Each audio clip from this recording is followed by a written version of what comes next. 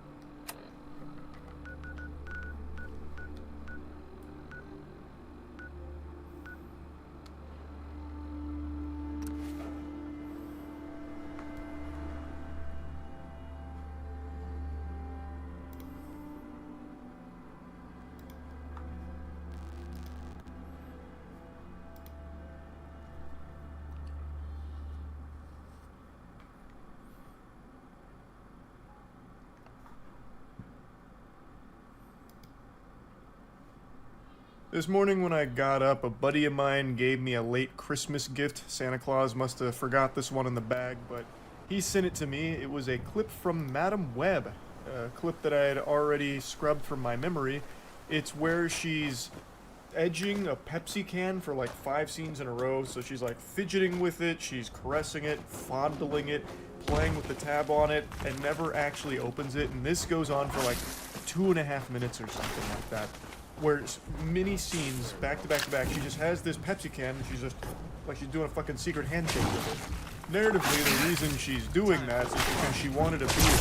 So the natural human reaction to not getting a beer and getting a Pepsi instead is to then start smoking the Pepsi can for 2.5 minutes like an absolute lunatic.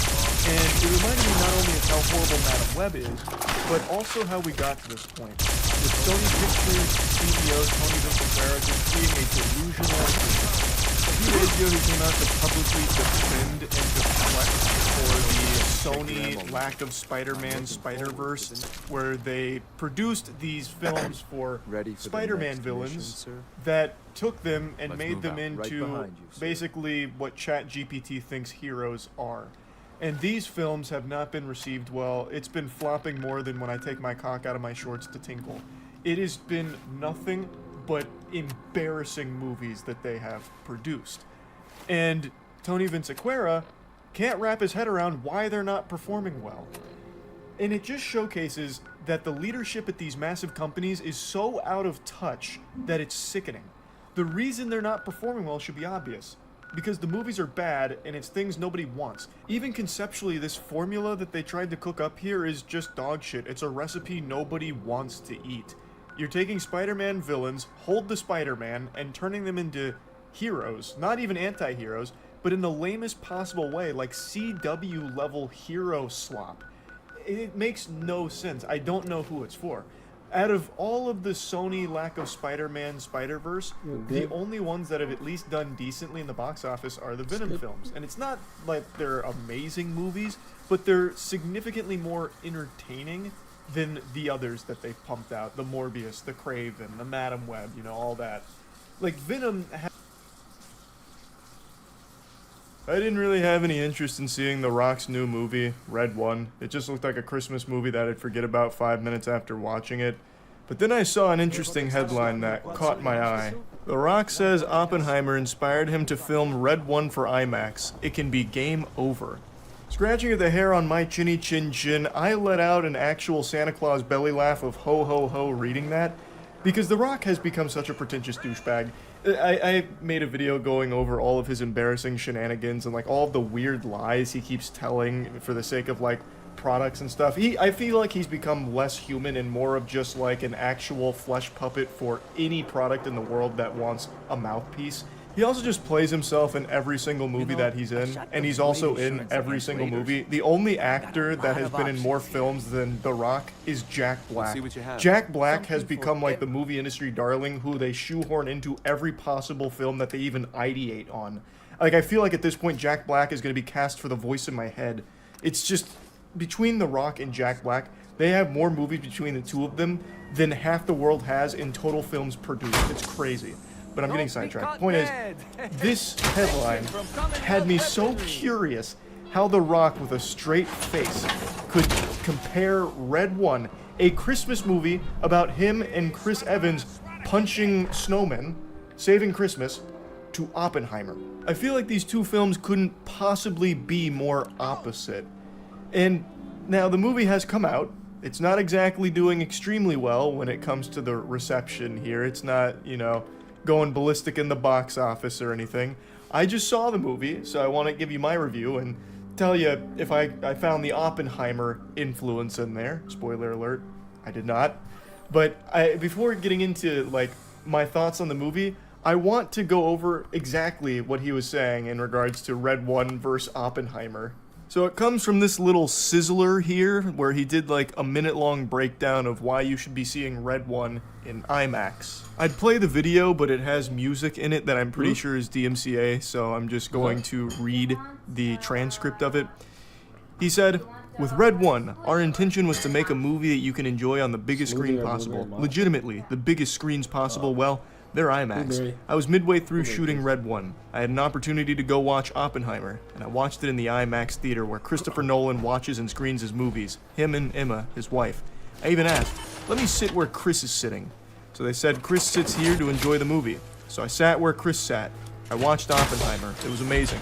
But I was thinking, holy shit, this thing, Red One on this screen with this technology can be game over. I remember texting Jake, and I sent him a picture first of my bare chest, and then I sent him a picture of the screen. We just had a great conversation afterwards about just how cool it's going to be. It's going to be very cool." Wowee, what a story. A thrilling tale indeed. My heart breaks for whatever employees have to interact with The Rock to fulfill these fucking requests. Like, man, just take a seat. Why do you have to sit in the same throne that Christopher Nolan sits in to watch movies, man? Just sit there and watch a film. It just makes me roll my eyes reading something like that. I needed to sit where Chris and his wife sit, of course. I needed to wiggle my butt cheeks into the same ass creases that Christopher Nolan's cheeks graced. It's imperative to my viewing experience of Oppenheimer. And that's when I had my eureka moment. As I was sitting there watching Oppenheimer, great movie by the way, I couldn't stop thinking about my Christmas film, Red One. When the bomb went off for the first time in Oppenheimer, the bomb in my noodle went off at the same time, and I thought, IMAX, the big screen, watching St. Nicholas, Santa Claus, launch the reindeer on the big screen with me, The Rock, flexing with my polar bear sidekick. That could really be game over. It's just cringe. Bottom line is, it's just embarrassing to read that. And The Rock does this shit all the time. Anyway, though, I just got back from seeing Red One, so I want to give you my thoughts on it. Because I wasn't going to see it till I read this interview, and I just felt obligated to at least give it a chance if The Rock is loosely comparing it to Oppenheimer when it comes to IMAX experiences. I'll be honest, I went in there expecting this shit to be poop. The reviews were not being kind to it, and again, I wasn't very interested from the trailers. It just felt like a throwaway cash grab. Speaking of cash, this movie had a $250 million budget. Who greenlights this shit? Why? Why? Like, actually, what kind of galaxy gas are you huffing? That's craziness. $250 million for a Christmas movie that really no one has been asking for. It just makes no sense. I feel like there's absolutely some shady dealings going on when it comes to these budgets for something like this in particular, because there's no excuse for it. I think a large part of this money went to The Rock, Chris Evans, J.K. Simmons, Lucy Liu. It has a star-studded cast for no reason. It's a movie that I don't feel any of them even wanted to be a part of at all. Like, it really just feels like they kind of just phoned it in here. Like, there's nothing special, and yet it was $250 million, which means it is one of the larger budget movies that's been made. Like, Pirates of the Caribbean, for example, had less budget than fucking Red One. It's inexcusable. It is so gross. But at the end of the day, how was the movie? Was it good? No. Was it bad? No. It was just mid. as I expected, it was just a movie that was okay, and I will forget about by tomorrow because it's just not very good. I'll at least say it was interesting. I haven't seen a Christmas movie this unhinged before. Like, I truly don't know who the audience is. I want to get that out of the way up top. I don't know who this movie is made for. It's a PG-13 movie, but it's like a harder PG-13. Like, they use their fuck in it. Yet, it's supposed to be like a family-friendly Christmas film, I think. At least sometimes it's trying to be. But I think it's too much for like toddlers because Krampus is in here and he's like a demon guy, so they'd probably be really afraid of him and like all of the demon guys around him. Like, it's a little much for a kid to be sitting through, especially because there is like a lot of strong language like in the film, surprisingly. And yet it's also not good enough to be enticing for an adult audience because the comedy doesn't work. The comedy is huge misses across the board. The comedy is not hitting. It is shitting big time. And also, the action is super weak. Like, there is some action here, but it's not good. Like, it's one punch, maybe two punches, and that's like an entire fight sequence. So, it doesn't really have anything that I think adults will be entertained by either. It has impressive visuals, which, you know, thank God you would hope would be the case with $250 million. But again, there's nothing here that I think appeals to adults or kids. And I also think it's like the demographic in the middle is also not even going to be interested in seeing this at all because it is just like at least it puts on the appearance of a family-friendly Christmas film and not much else. I don't know who this is supposed to appeal to. I don't. And it was pretty clear with the theater's attendance. I was there almost entirely by myself in one of the biggest theaters at the theater I went to. One of the biggest auditoriums. When I was picking out the tickets, there were only, I think it was 6 occupied seats, and I showed up late. So I got there at like 9:10, and the movie had started at 9, and thus I would imagine everyone who was going to see it had already got their tickets and was in there. There was only 6, I think, it was either 6 or 8, filled seats when I was getting ticket. That's crazy. $250 million, and you can't even put asses in the seats with this kind of star-studded cast. You have failed. And I think the age of like Hollywood superstars guaranteeing box office successes is long behind us, which I think is a good thing. But I mean, damn, this was like shocking to me too, because I thought it would probably still do decently with this kind of star power, but it doesn't seem like it will be. So again, I don't know who the audience is. It seems like the audience doesn't exist in the first place. And even if there was an audience there, I feel like they'd still just be disappointed. It'd be a letdown. It's just not a very good movie. I will say it is interesting, though. Like, it is unhinged. So the concept is Chris Evans plays this superstar tracker hacker. He's like a dark web guy who gets hired by, you know, some weirdos to track people down that no one else can find. He gets an anonymous buyer who needs his services to find someone in the North Pole. So he hacks in there, and he finds Santa Claus for our bad guys. And Santa Claus gets kidnapped. Now, Santa Claus, he lives in the North Pole with like a giant invisible dome that protects it so you can't just stumble across it. And when you go inside the dome, it's fucking Midgar. Santa Claus lives in Midgar from Final Fantasy. Like, almost 1-to-1. He's like in Shinra Tower. I was stunned. Like, I felt like they had just lifted Final Fantasy VII like remake cutscene in there for Santa Claus's domain. And also, in Santa Claus's domain, there's like fucking aliens that live there. Like, there's aliens, there's sentient animals like the polar bear enforcer, there's like penguins that work for him as well, and they can all talk and communicate. There's trolls. Trolls live there as well, and like there's like a whole team of troll hackers. They are trolls who are like cybersecurity experts. There's like little goblin things. I was immediately very surprised with the direction this was going. So I mean, credit where credit is due. I thought that was kind of cool and silly. Like, why the fuck are there aliens living with Santa? And I also did like their technology. They have unfathomable Warhammer 40k level tech at their disposal, which you can see like a little bit of in the trailer.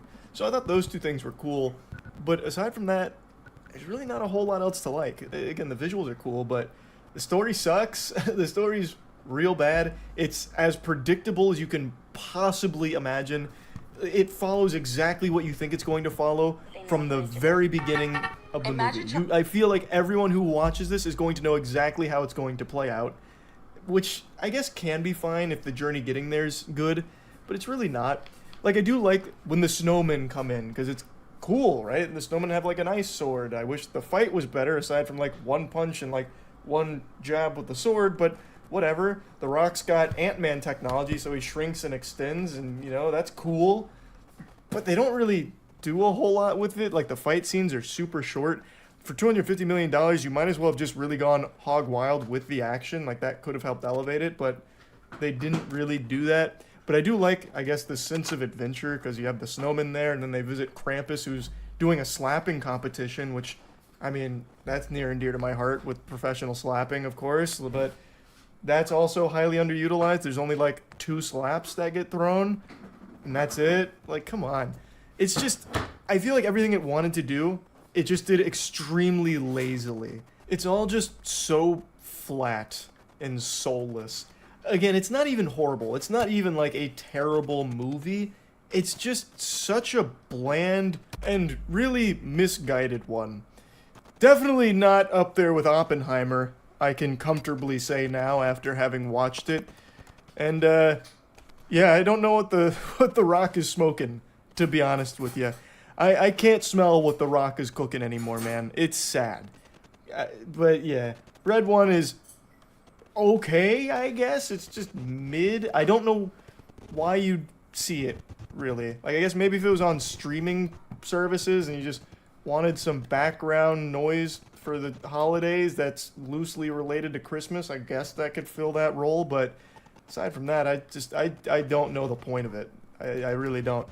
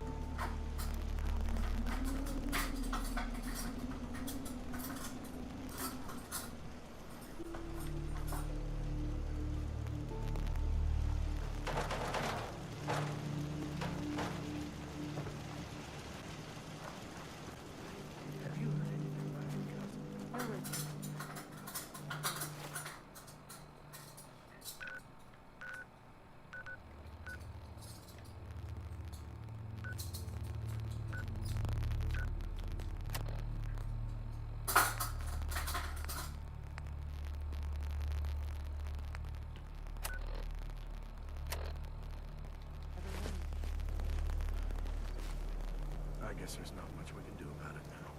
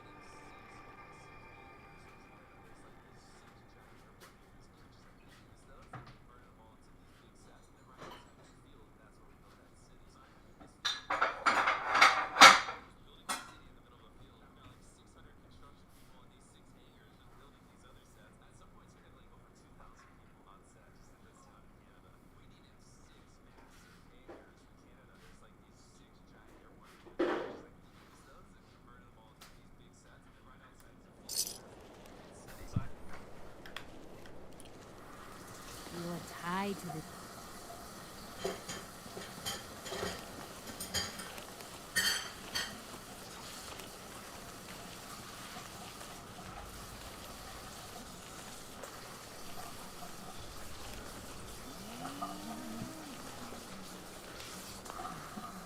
Building something new?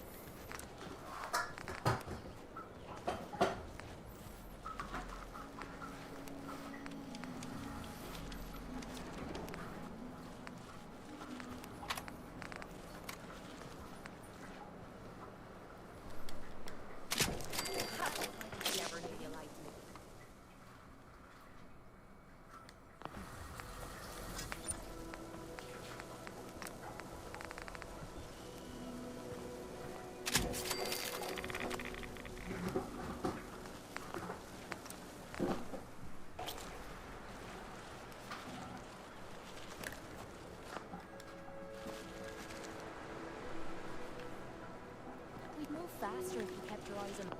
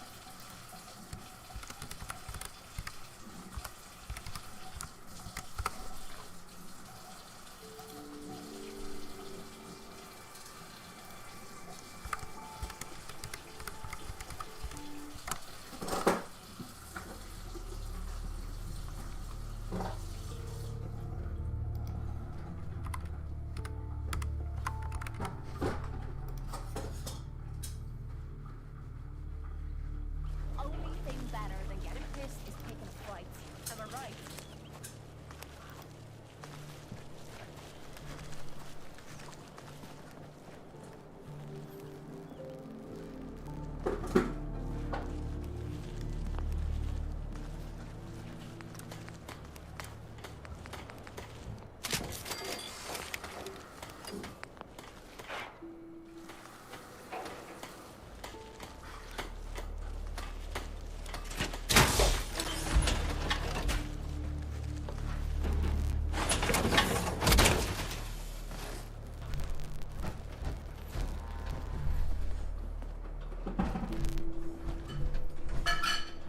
So where are we off to next?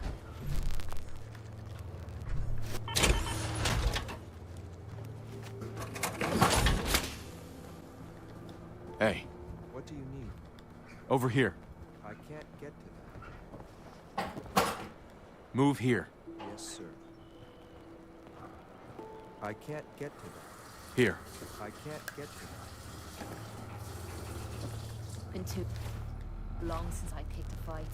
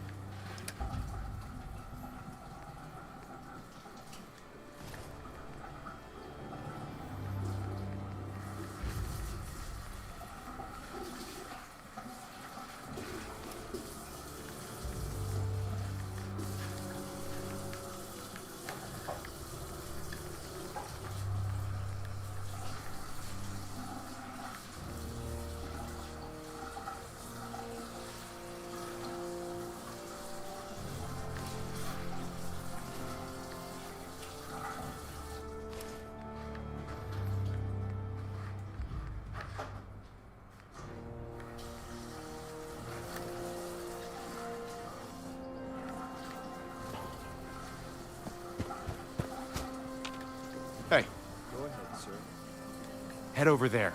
I can't get to it.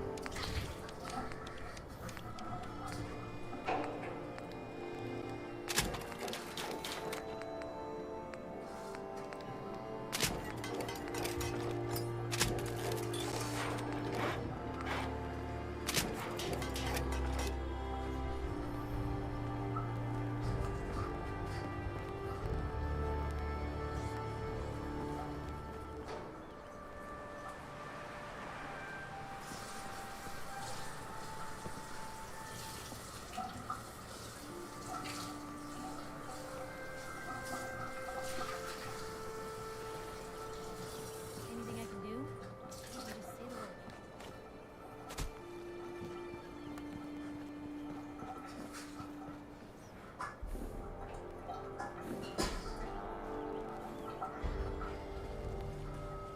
Only thing better than getting pissed is picking a fight. Am I right? Can't afford to let your guard down, no matter how quiet things seem.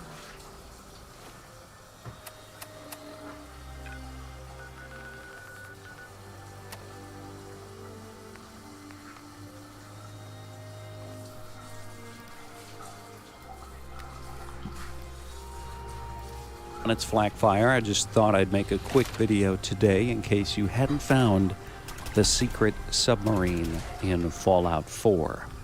And of course, if you don't want any spoilers, don't watch this video. Otherwise, sit back and enjoy.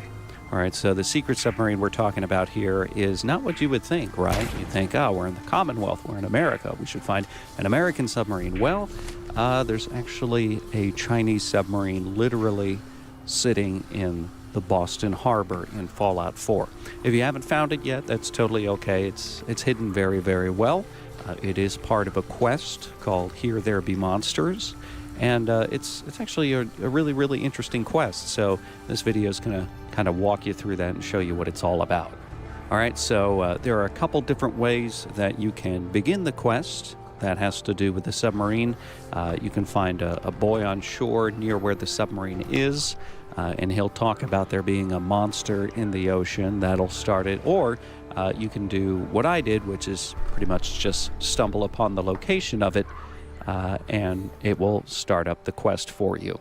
So if you're wondering where the submarine actually is, it is southeast of the railroad headquarters. It's surrounded by a bunch of, wrecked boats and other things in the water, and it's camouflaged pretty well.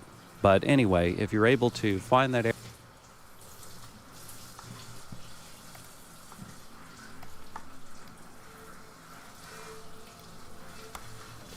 about it. See ya. Hey there, it's been a little while since I showed you text messages from an unhinged weirdo.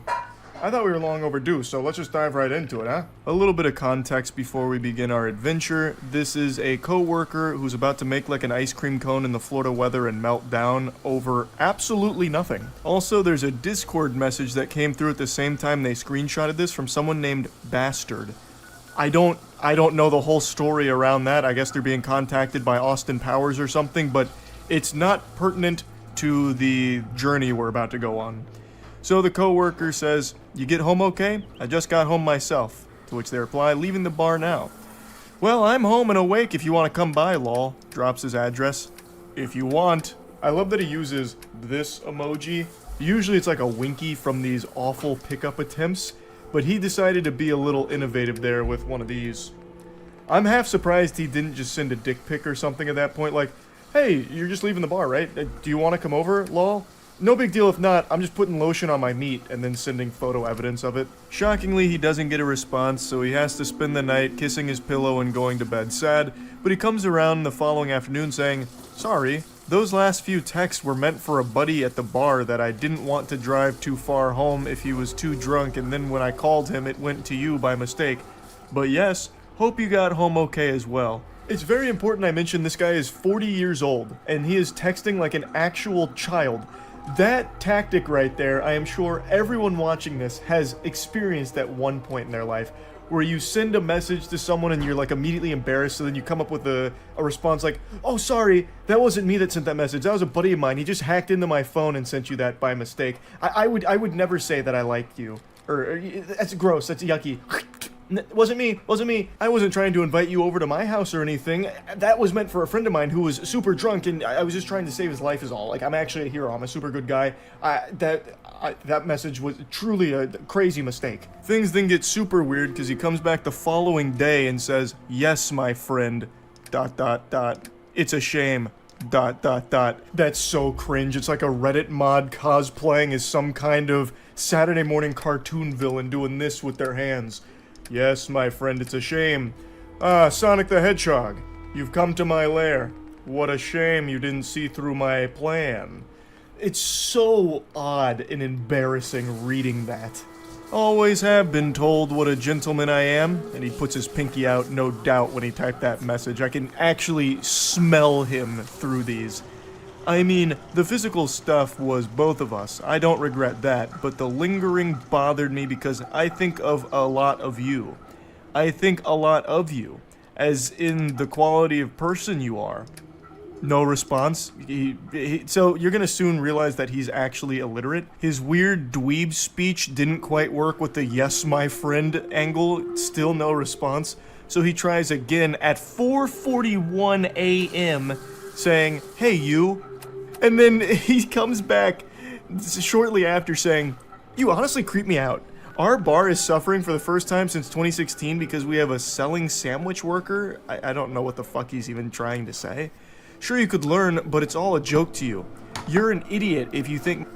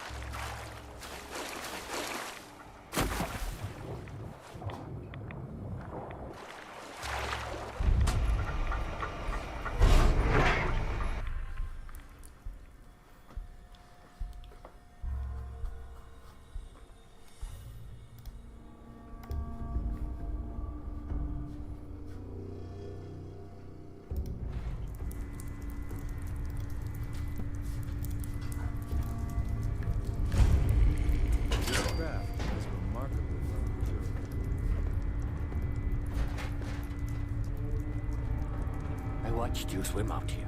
You appear able, but not a threat. No. Come in, Heping. Peace? I'm not a threat to you. Just curious. Curious cat gets murdered, but no fear. No murder. No way, Shen. None. No Captain Zhao. Why are you here? War is over. Long over. And my Yangzi holds no Bao, no treasure. Nothing for you to plunder. Just trying to figure out who you are. No plundering, I swear. Pirate or raider would have attacked by now. I accept your Gushre's truth. Your arrival is good Xingyun for me. I need help, you see. Yangzi is not... She... I'm at your disposal. But first problem. Yangzi has no power. If we... is that Right. I have information. Intelligence. What's in it for me? Money. Shenzhen. American money. From before. Still worth something, no? Worthless to me on Yangzi. That's all you've got? Wealth is like dung. Useful only when spread. I have some bottle caps too. New money for your new burned America. They are yours as well. I'm going to need more than that. You force me to make ultimate decision. Sad decision. Maybe Yihan, my sword. Sharp, wondrous gem. Sword of Chinese officer. It is yours. If you help me. Aye, aye, Captain. I'll get them for you. I am not your captain. Zhao will do. You go. Get the dampening coil. I will work on repairing the bridge control systems. Much 工作.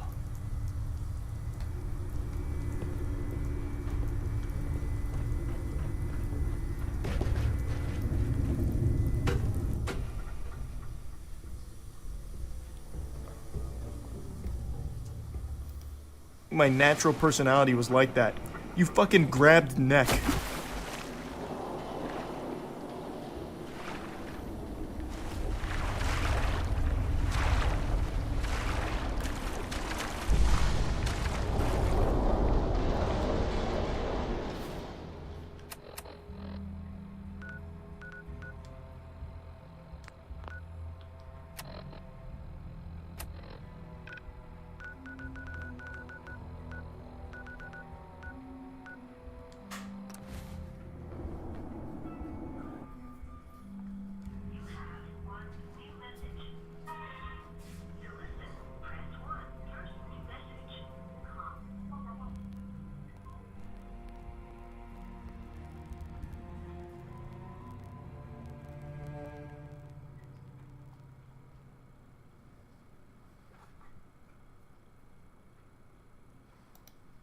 I used to love Canada. I love Until Canada. Trudeau- Hey. The Prime Minister spent $6,000 for one hotel room per night. It was really an analogy for his whole government.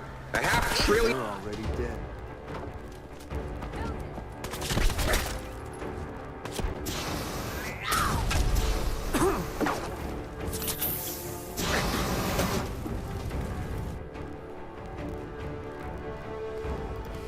$1 billion party with other people's money, and Canadians got the hangover. Billion and a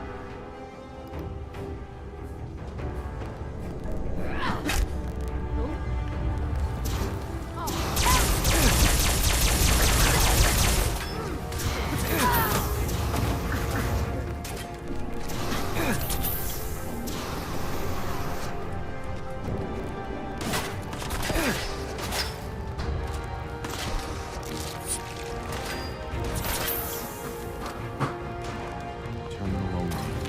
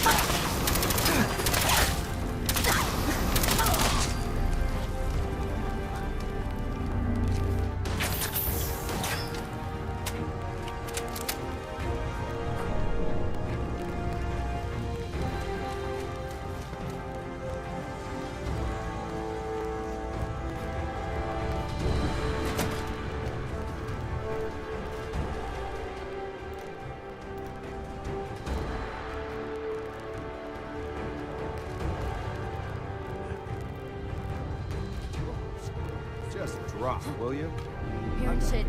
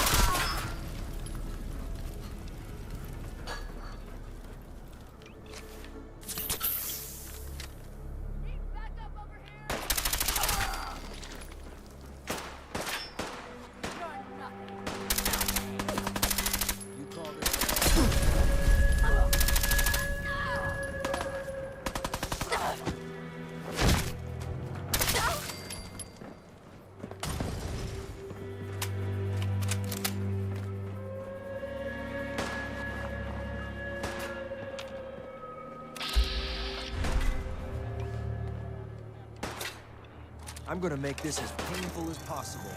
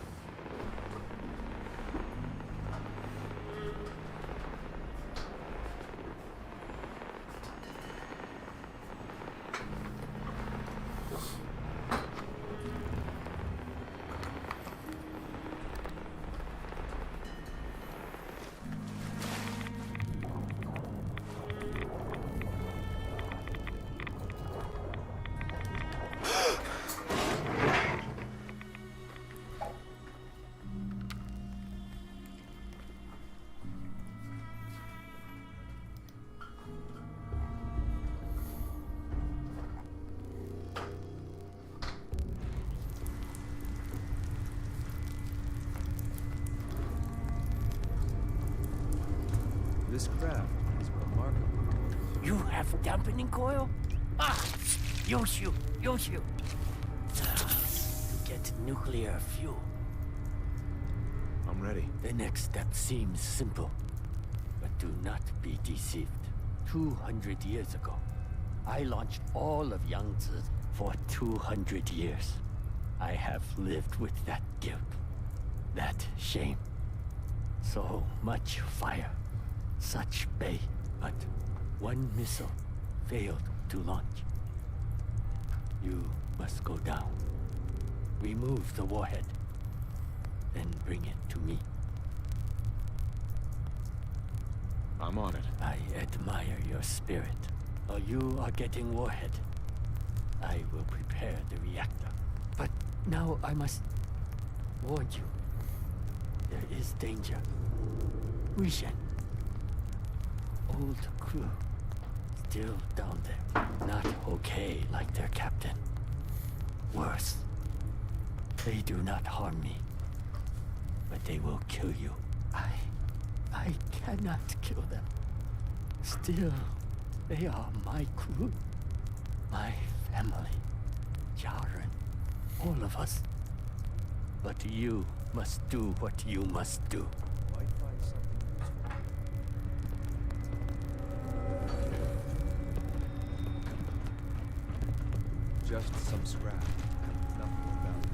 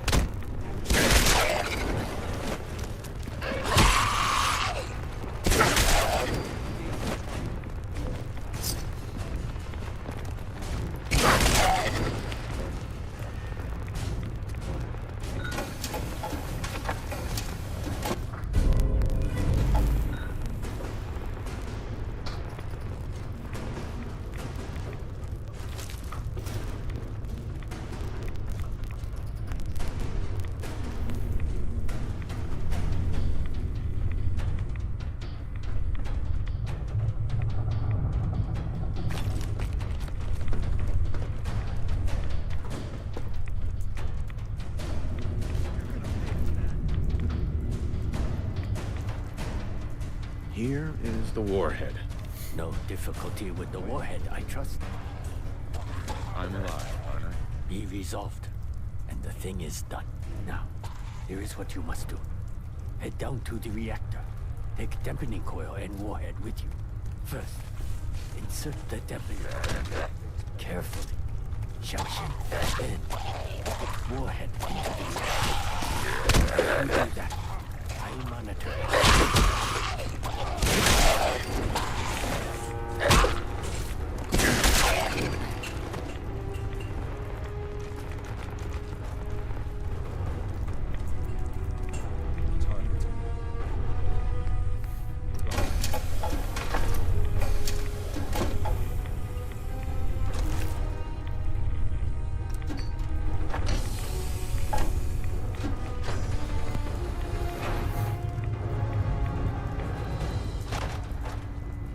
Zhao. Was not sure my beautiful Yangtze would hold together. But we did it. Here, payment Zhao promised you. Plus, to show my thanks, I give you these, transponders. Each one acts as a homing signal for missile I can fire from my Yangtze. Only small, tactical use. But you should still get as far away as possible. Throw transponder like a grenade to activate it. Then wait for Baozha. Kaboom. I wish you a safe journey. Many thanks. I look forward to seeing my Zhongguo soon. Soon I will set sail. You should get ashore. Farewell, American. I must admit, I have met worse capitalists.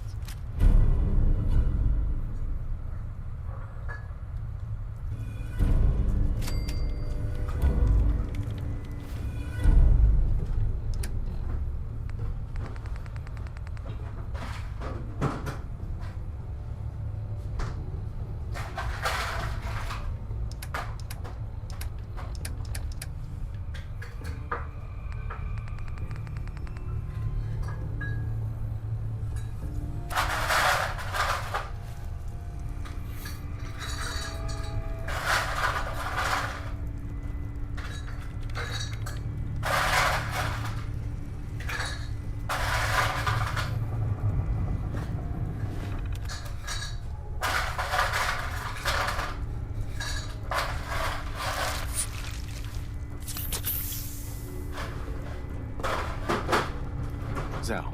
Finally, after so many years, my beautiful Yangtze will dive once more.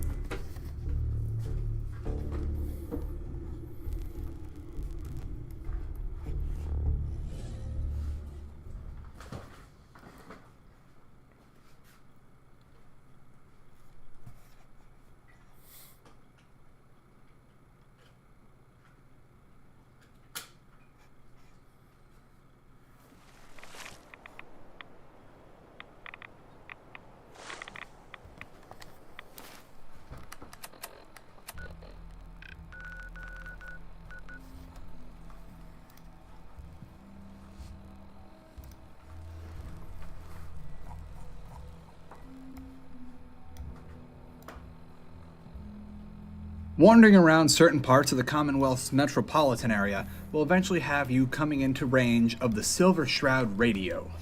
Listening to it will eventually give you the prompt to come find Kent in Good Neighbor, which just happens to be a convenient way to find Good Neighbor if you haven't been there yet, and start the quest, The Silver Shroud. This is easily my favorite quest in the game because of the likeness the Silver Shroud bears to the Shadow, an old radio drama that might be the basis for the Batman comic character, as well as many other nitty-gritty, dark sort of stuff like that.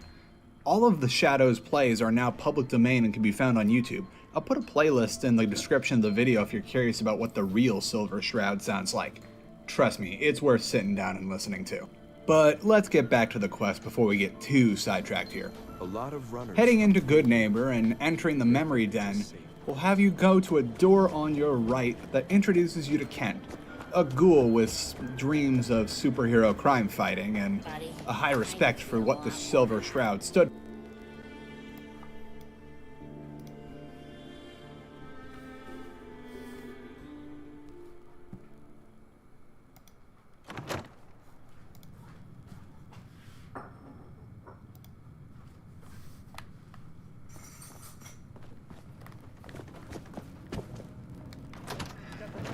Loaded up? Oh, you're not Irma.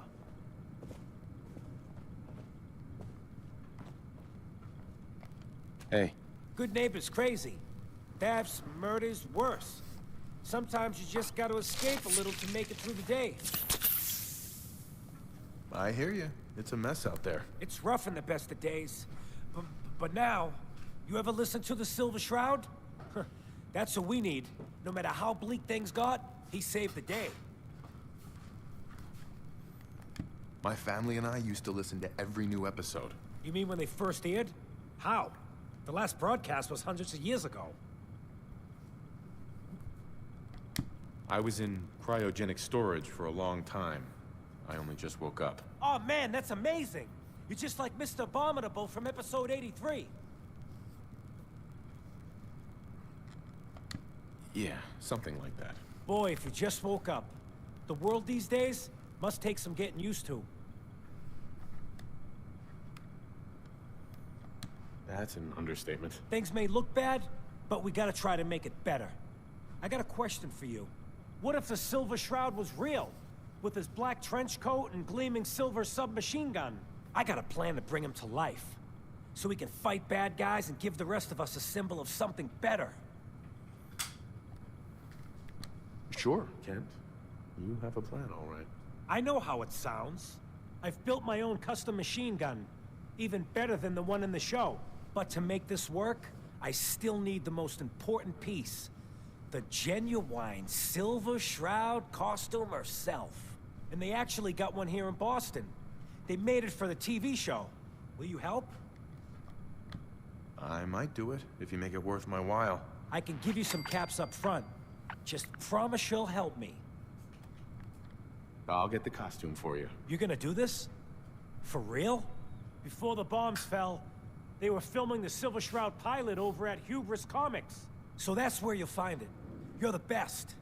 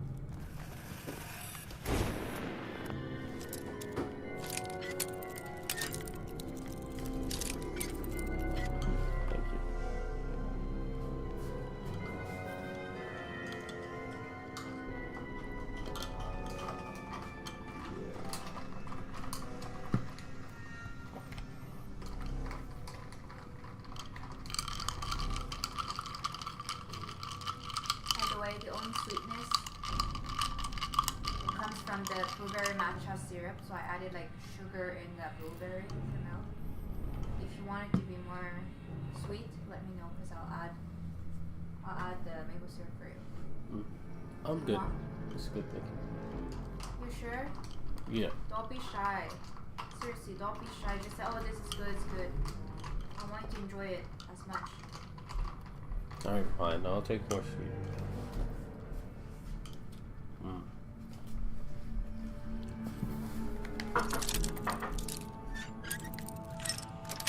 See? That's it. Is that hard? Who's out there?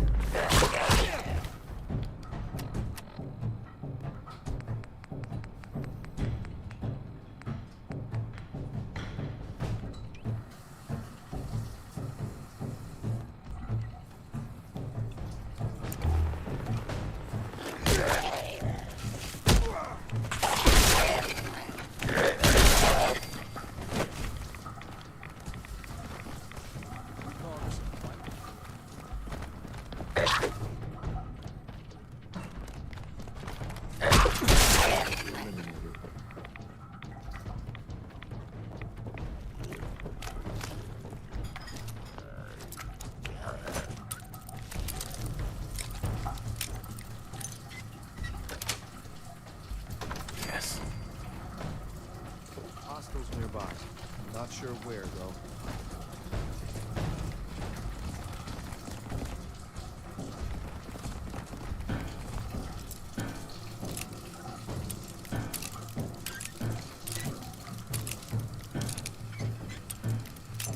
Hey, babe.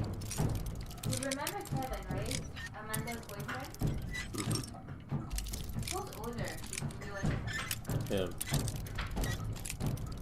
I just saw like a fast email that's... Got it. I didn't read it yet, but I saw like, oh, something surprise party. But I assume of all the people that should invite me to a surprise party would be his boyfriend. It might be his 30th birthday. And I Target's think I got gone. invited to that Where? surprise birthday. That's nice. So, I was hoping for a challenge. Guess I'll keep hoping. Me?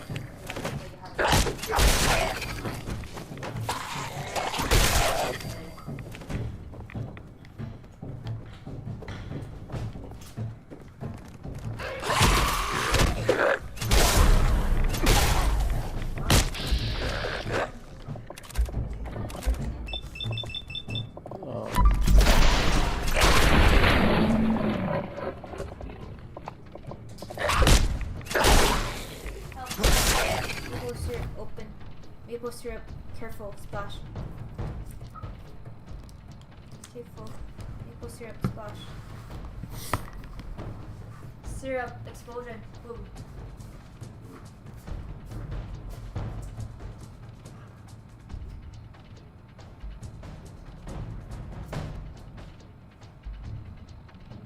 Okay, she wants to cut it pasta.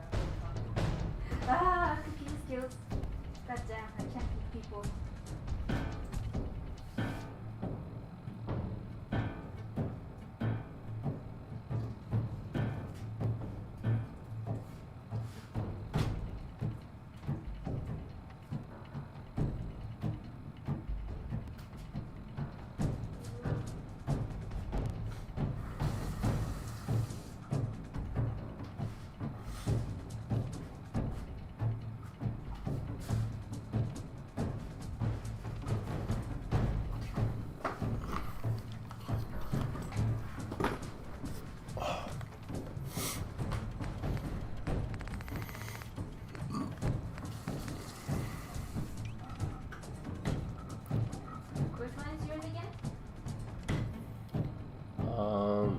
Probably the one that I got. I drank quite a lot.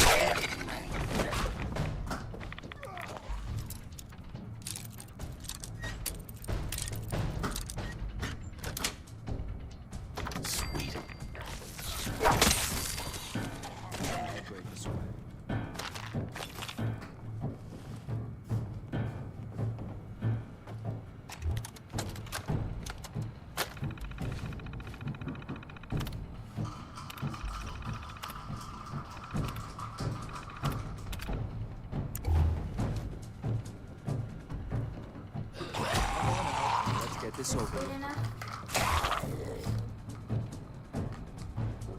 Oh yes. Good? Yeah, thank you.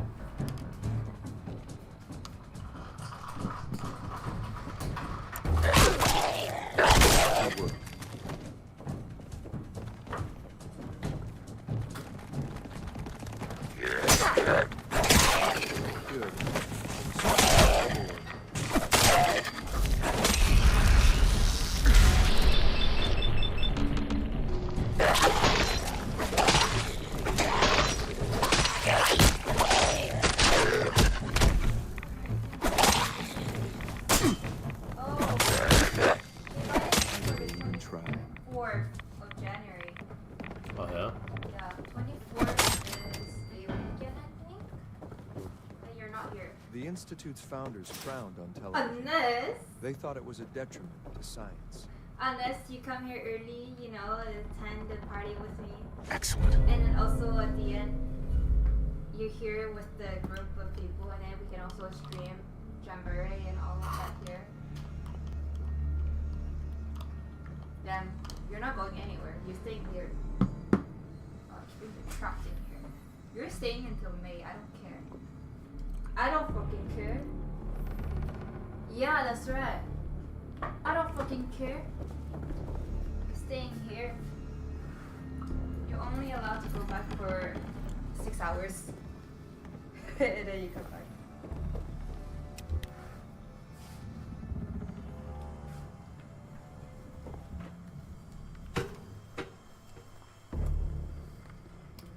Oh, I get one more for you.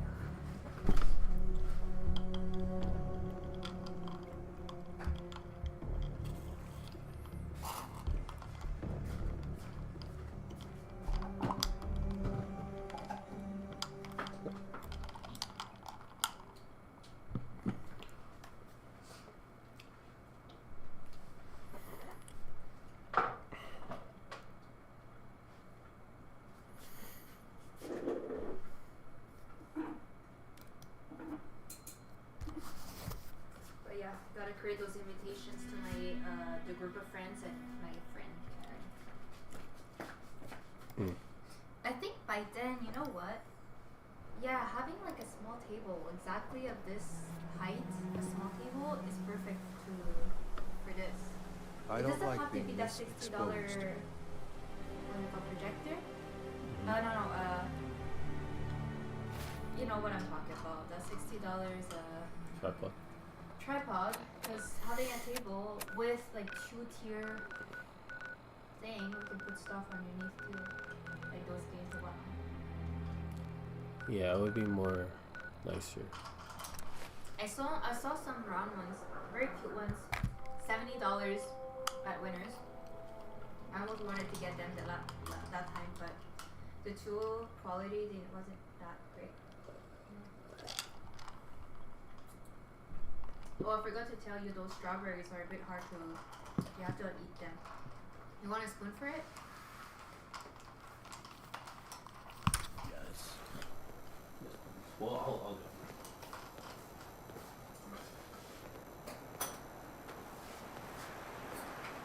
You want a spoon? No, I'm okay with it.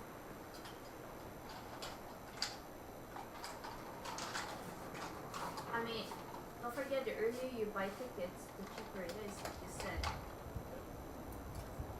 Like, that feels like it's a clean or filter.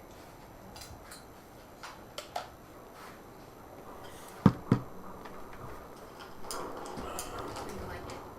Yeah.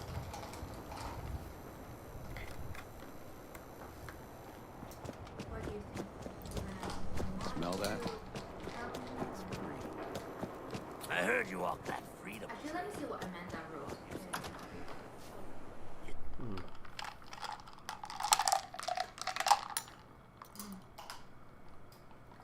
Yeah, I think next time I'm just gonna stream.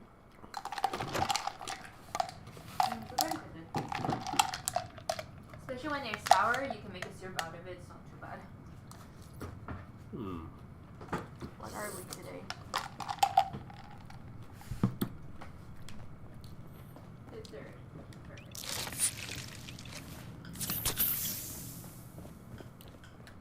I got your costume, Kent. And some other goodies you might like. There she is, pretty as the posters.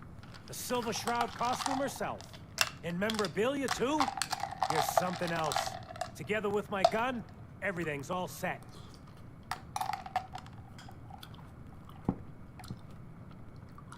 First the reward, then I'll give you the costume. Here, I wasn't gonna welsh on our deal. After all these years, the Silver Shroud is born again. But there's just one problem. I'm just not Silver Shroud material. I could be Rhett Reinhardt, or his butler, Jarvie Blake. But the Shroud is strong, capable. I was wondering if you're available on January 24th. Come on, don't sell yourself short. I got a better idea who should wear it. You up for being the Silver Shroud? You already got your own origin story and everything. What with the cryo vault and all. If I go along with this, I could use a little extra. If it'll get you to help, sure. I may be able to scrounge up a couple of things. I mean, I can also say, like, oh, that day already. Looks like I get to be the Shroud. The costume and gun are yours. So you patrol Good Neighbors streets, and I'll call in any crimes on my radio station. Oh, you've been Here's some calling cards, I guess. When you dispatch justice, leave them behind. That way, everyone knows the Silver Shroud has returned. Time to fight crime! And then the 24th, like, 10 days.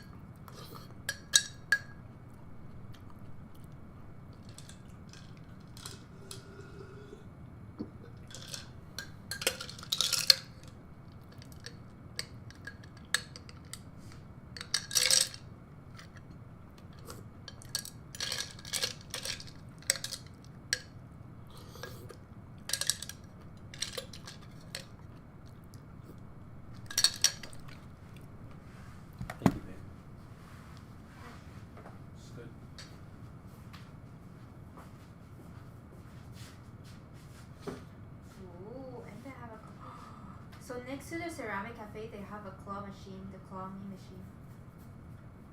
So tomorrow is a nice date, babe. It's good. And then Tuesday it's the Giancarlo Market, Tea Bureau, and maybe another dinner. Wednesday I'm going to my parents' dinner, I think. And then Thursday we're together, we're going back to Toronto. Yeah, because I have to pick up the package. They can't pick it up because it's on arrangement. So Wednesday. Yeah, going. Actually, I'll make it Tuesday.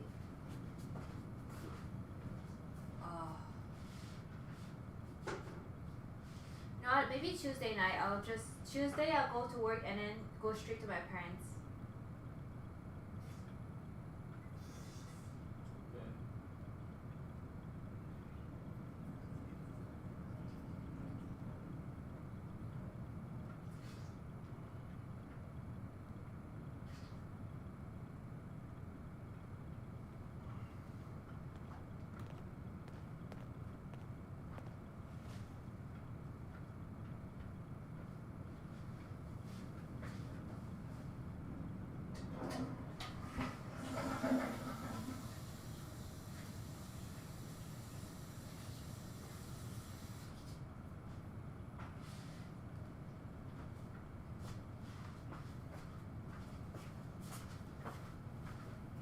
Sorry, we didn't do lunch late. I mean, I still enjoy your time together. Yeah, I mean we're both homebodies. Every now and then we enjoy it. Tomorrow we enjoy it a lot. Sunday we have a potato day. Actually, I have my lashes.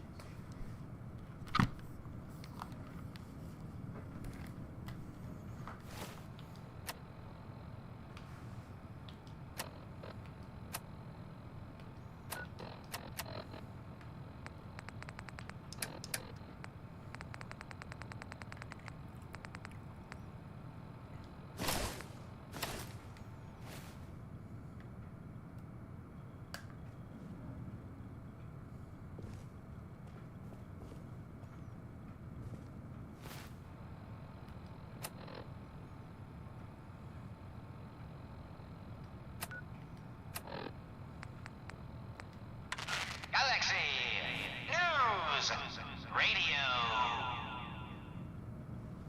When evil walks the streets of Boston, one man lurks in the shadows, shielding the innocent, judging the guilty. That guardian is the Silver Shroud. Today's episode, a slaying in Scully Square.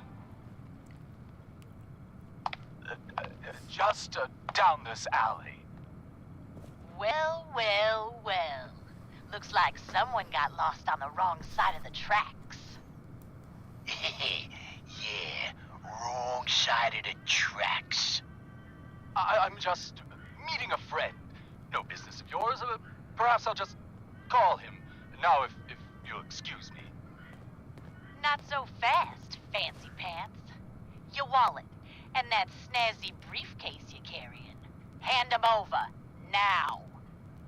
I most certainly will not. Do you have any idea who... Oh, jeez Louise, why'd you go and do that? 'Cause he could have made us, that's why. You want to spend another stretch in the pokey? Now, let's see what's in this fancy case.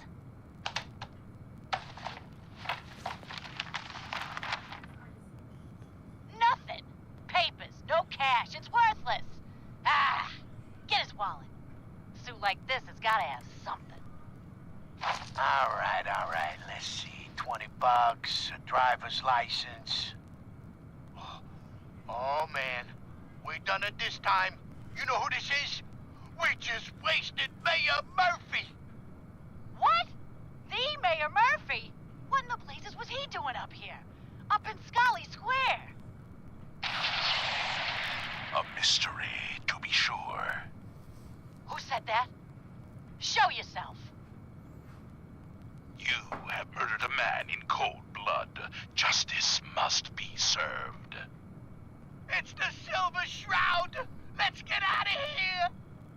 I ain't afraid of the Silver Shroud. You hear me? Come out and I'll do you like I did the mayor. Death has come for you, evildoer, and I am its shroud. Ah! No! My work here is done. Or is it? What brought you to Scully Square, Mayor Murphy? A journey that left you dead and Boston leaderless. Why venture?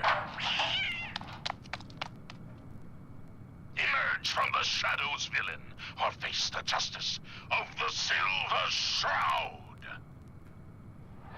What will become of our stalwart hero? Find out what happens next week on another exciting episode of The Silver Shroud. You've been listening to Galaxy News Radio, a wholly owned subsidiary of Galaxy News Network. Galaxy News Radio. When evil walks the streets of Boston, one man lurks in the shadows, shielding the innocent, judging the guilty. That guardian is the Silver Shroud. Today's episode, the mystery of Mayor Murphy.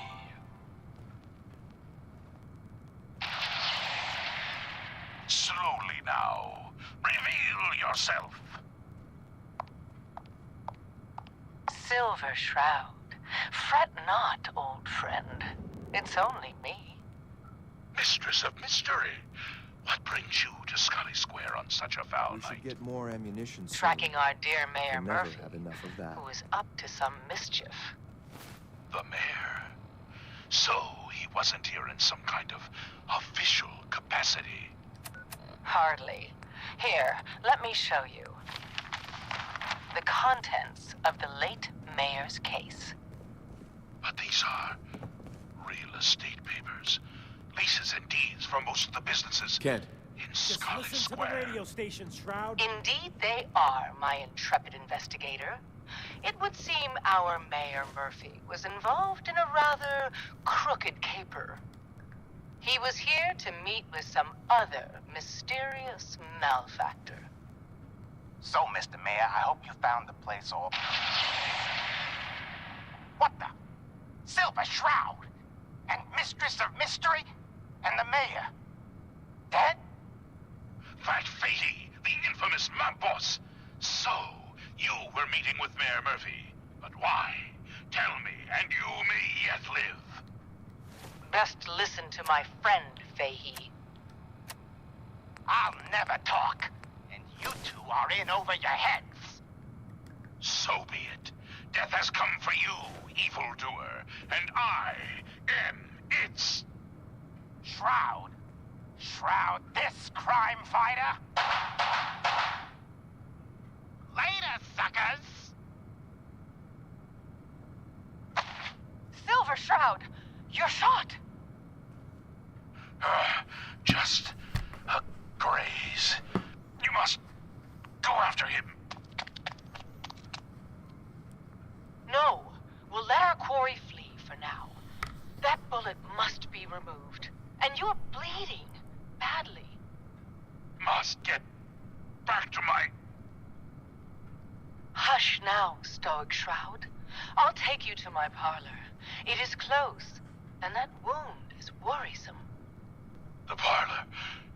It's been so long. Indeed it has, old friend.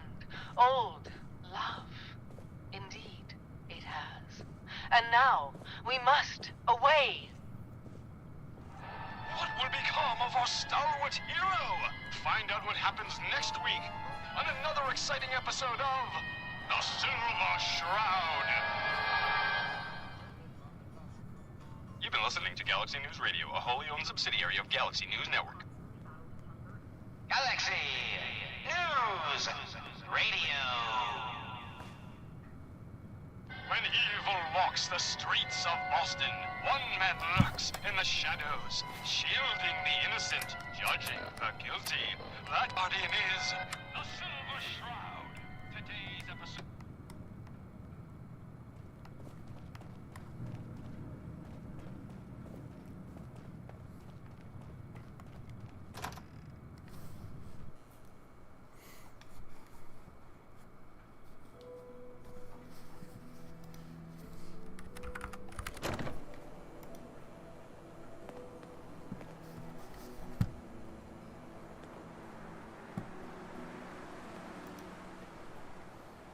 Wandering around certain parts of the Commonwealth's metropolitan area will be cool good.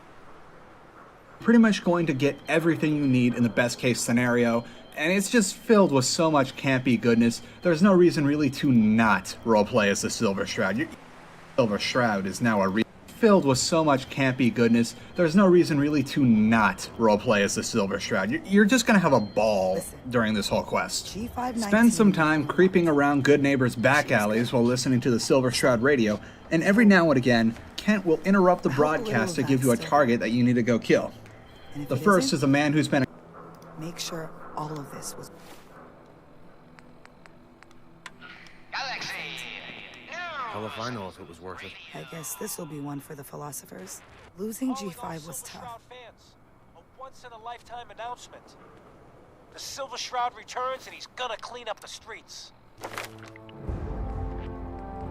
Everyone heard how Wayne Delancey murdered Miss Selmy and her kid over a few lousy caps. Death is coming for you, Wayne. Can't believe it. You look just like Sam. News! Radio!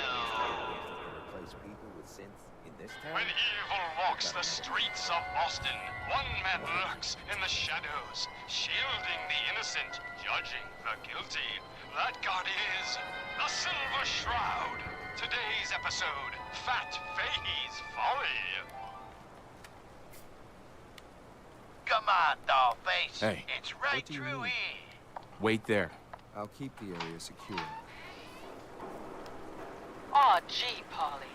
I ain't never been in a secret gangsta hideout before. What the? Paul, you dumb jamoke. What's the big idea? Bringing a dame into our hideout. Into my hideout. Now, relax, boss. She's all right. Ain't you all right, Wendy? Cindy? What's with the fancy duds? Yeah. It's candy.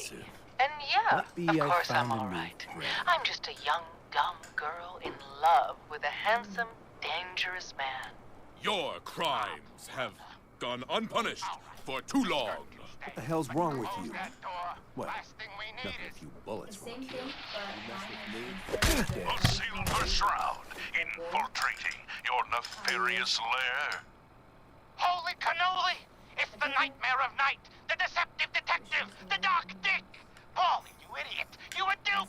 That's no normal dame! Quite right, you custodian of criminality. For I am not Candy, the captivating companion. Yeah. It is I, the mistress of mystery. I have clouded Polly's paltry perceptions to gain access to your den of depravity. Sorry, boss! Oh. I had no idea! Yeah, let me look into that. Your mistake is our gain. Paulie, is it? Death has come for you, evildoer, and I am its shroud! Paulie, no! Okay, listen. Whatever you want, Silver Shroud. I'll do it. Just don't kill me, too. Pathetic and predictable when faced with fear. The cocksure culprit. Oh, you too? Crime fighters? What a laugh. And you call me predictable. You don't got any idea, do yous? Why, the joviality Fahey, I, the Silver Shroud, have got you dead to rights.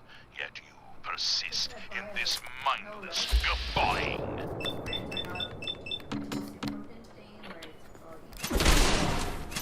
Not the behavior I expect from a criminal mastermind.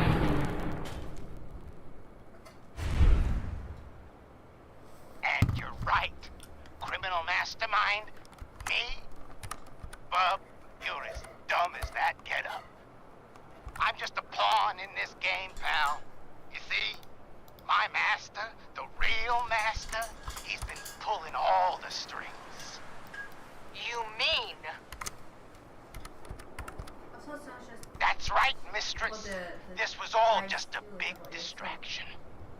While we were here having our little jaw session, my boss has been at your parlor, stealing back those deeds you took from Mayor Murphy's briefcase.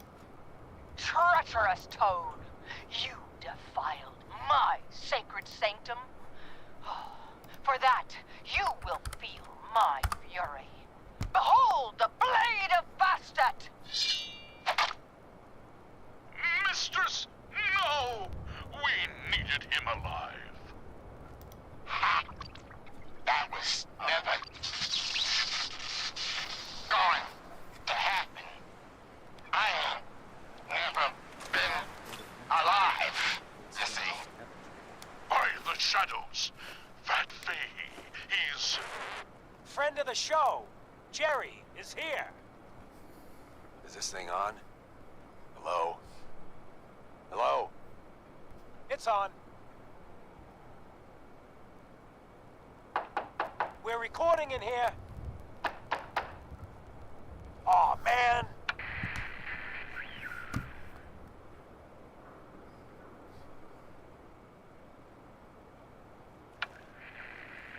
Great. The Silver Shroud's dispatched justice already.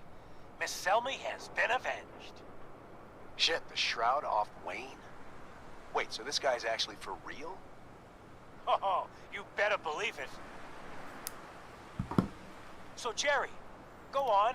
Tell the listeners about what we're talking about. Right. So AJ, you know the chem dealer by Bobby's. He's doing good for himself. Says he's got a whole new market. Kids. Even with his garbage chems, he's just breaking in the cabs. You hear that? Sounds like the Silver Shroud has another bad guy to deal with. Why? This Shroud guy, he's gonna muscle in on the chem trade now? No. He's gonna do something. Come on. AJ's selling the kids. And his See if he chems had have anything killed worth taking. And? I don't get it. Hey, just your friendly neighborhood watch. We can't let Shooting AJ down kill Institute kids. spies as they... Whatever.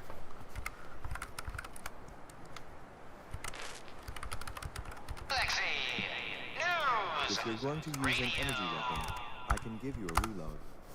When evil walks the streets of Boston, one man lurks in the shadows, shielding the innocent, judging the Heard guilty. what you did. That guardian Save that is next the Silver Shroud. Today's episode, Into the Robot's Den. We ain't the only friends That's of all AJ of them. here. Fat Fahey's mobbots have been sent back to the mechanical hell that This is spawned my them. turf, clown. And Yes, my choleric companion. And no, I don't appreciate what you call them trespasses. You AJ? The dealer who sells to children? Yeah, that's me.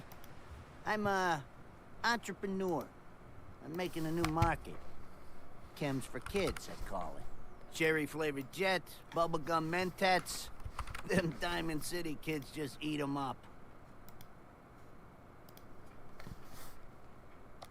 Peddling poison to kids, are we? Today, you face the Silver Shroud! Who you say? Oh, for Christ's sake. Did Kent put you up to this? He keeps moaning about the poor little kids. What the hell, right? Tell you what. I'll pay you, let's say 50 caps just to shut up about it. And, maybe get Kent off my back. All right? Stop selling to children, a miscreant, or face my wrath. Screw you. Waste the freak.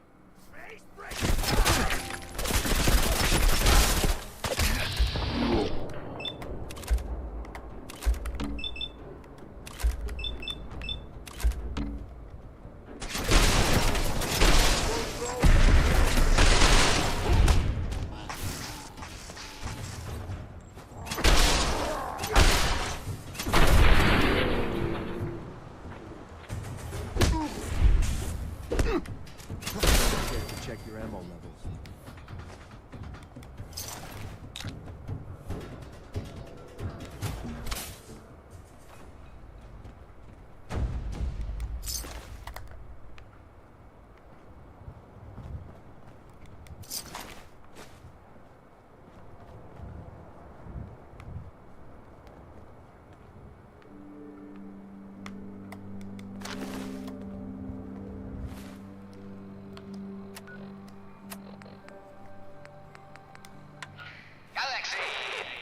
Silver Shroud's bringing justice to Good Neighbor. You bad guys better look out. And now, a special update. The villainous assassin Kendra was recently spotted at the third rail. The same Kendra who bombed Little Joe's shack and killed 4 innocent drifters. If you want to see the Silver Shroud in action, stay near Whitechapel Charlie. The Shroud's sure to interrogate him to find the evildoer's whereabouts. Galaxy News Radio.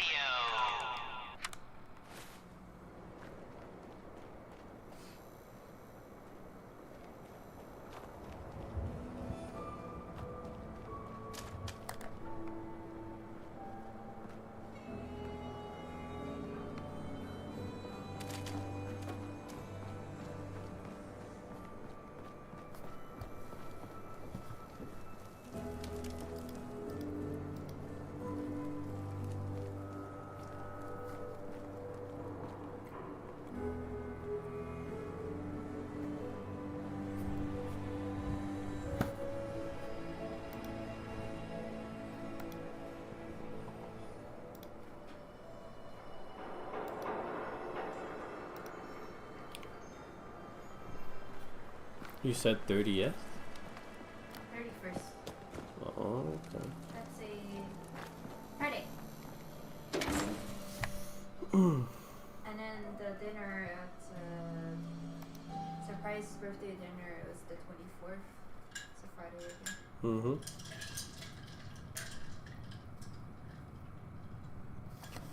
And you're working in office on a Wednesdays? You're at home? Oh. Monday, Wednesdays I work from. That a Silver Shroud costume? Hey, ain't no joke. Make way for paying customers. You look like one of them wankers from the posters.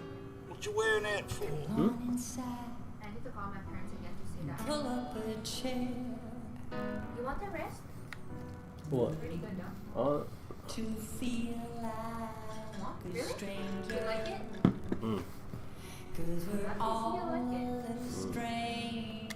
You look upon the Silver Shroud. I seek a miscreant named Kendra. Shroud? Well, like a nutter. Kendra is not one to be trifled with. People associated with her have a habit of being found face down in a I like ditch. them both. I like they're Set on both meeting different. her. Like For a fee, it can be arranged. I'd drink either or if you give it.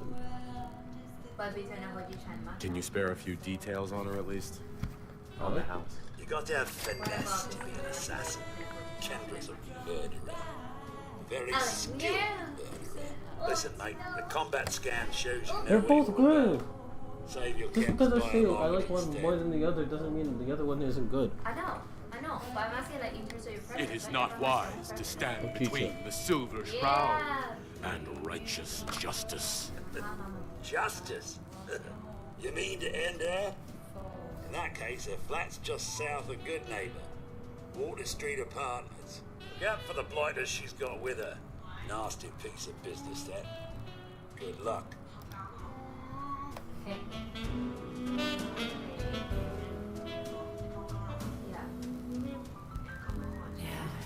Another one who works looking for clothes. She's in the back room.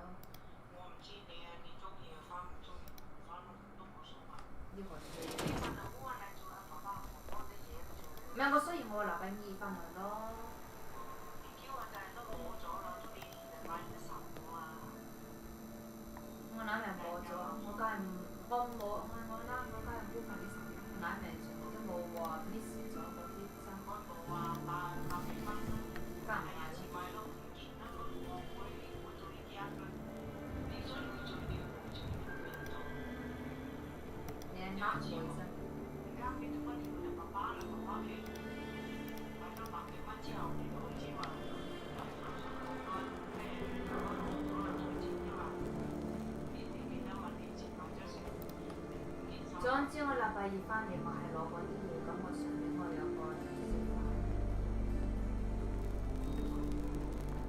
OK， 禮拜二你唔需要咩？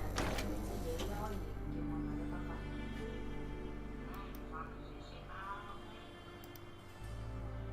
乜你話我稍等？你等埋你。你等埋你。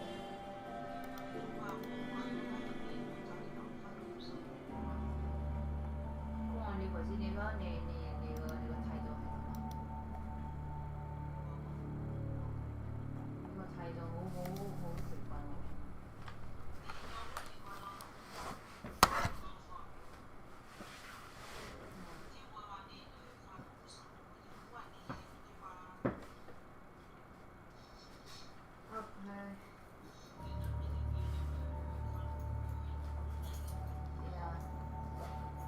我哋翻到屋企呢件事情。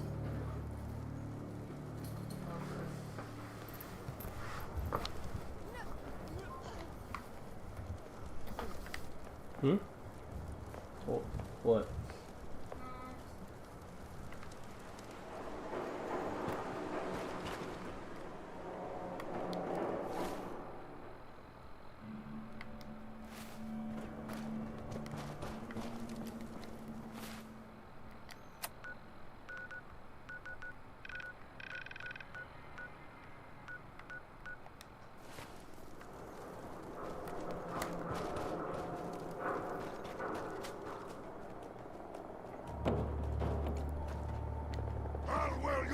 Around my neck!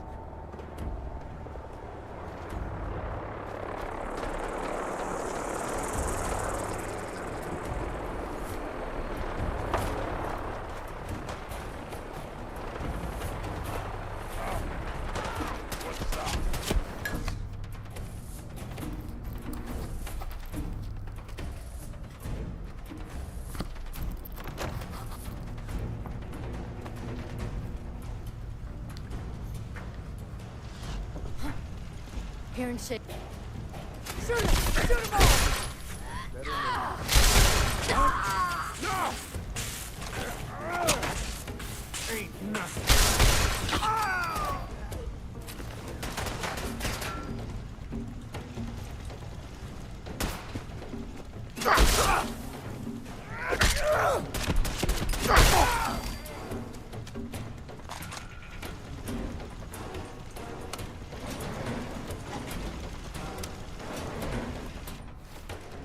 Going up.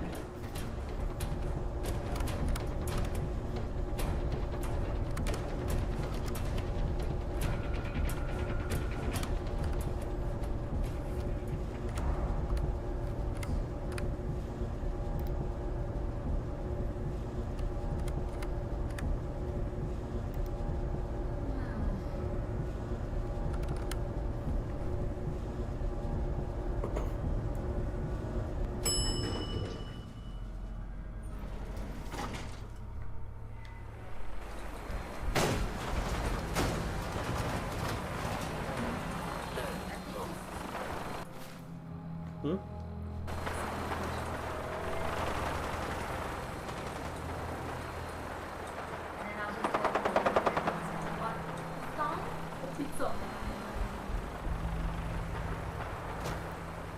Wait, and then his birthday thing is the 24th? Yeah, Oh shit. Okay.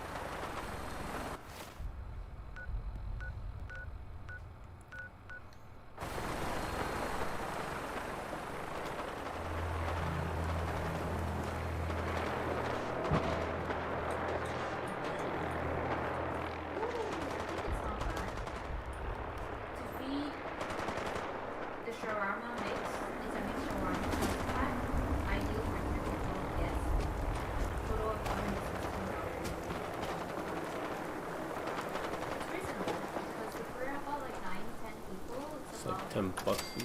Yeah. I don't mind. As long as it feeds people. Or I'll let them vote, like if they want pizza or if they want if they get pizza, babe, you know, we can both eat something else. Or before that. I still have a fight. Oh shit!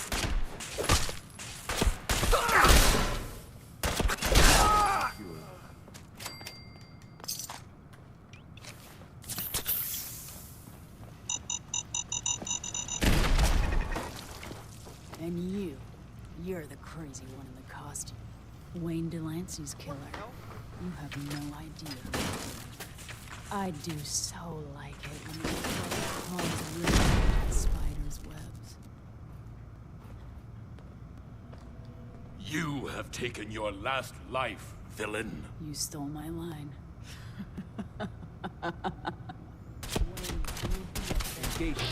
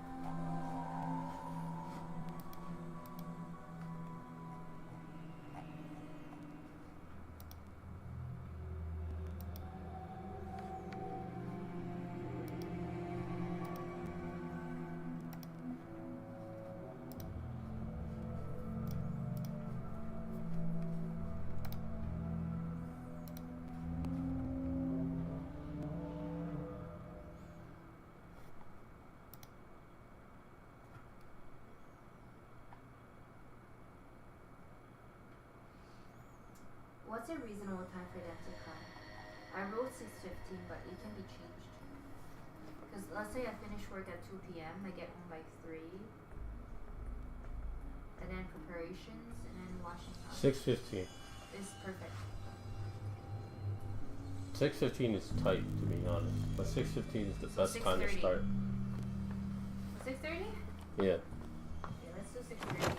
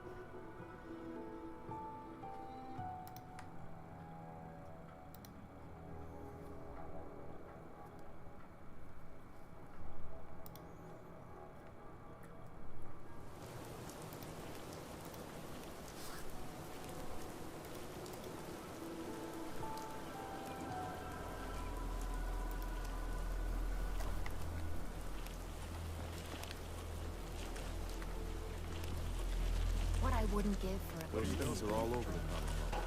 Never paid much attention.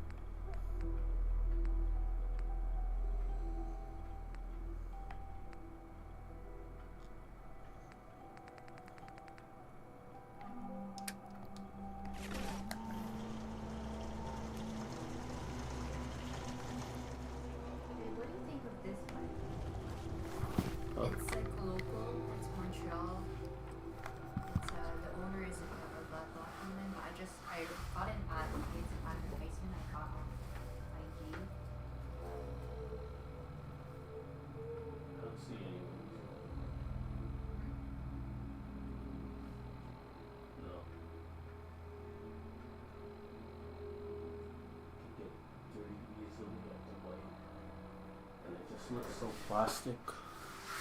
Why, did you like it? It's I guess it's a more affordable version of a Birkins. You know what a Birkins is? Yeah. You do? I've heard of them. What the heck? How'd you know about Birkins? I passed their store and stuff. So you know Birkins is from which brand? Hermes. Oh yeah? Yeah.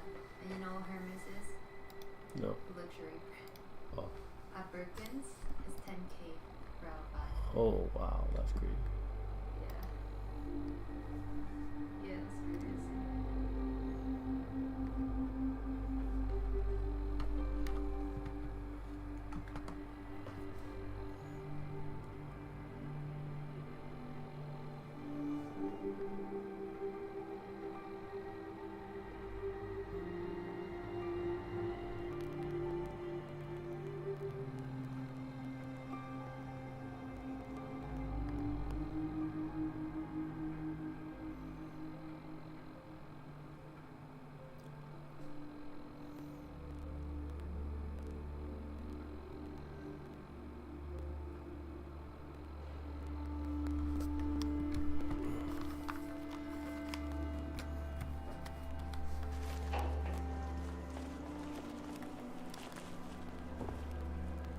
My back hurts, my feet hurt, everything hurts. Hi. I can give you a new face if you're interested. Sounds good. Oh, really? Okay, yeah, sit in the chair and I'll do my best.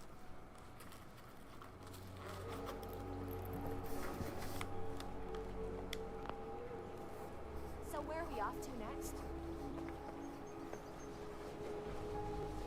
Fresh flowers. What brighten this place up? Please, sit. Nothing to be nervous about.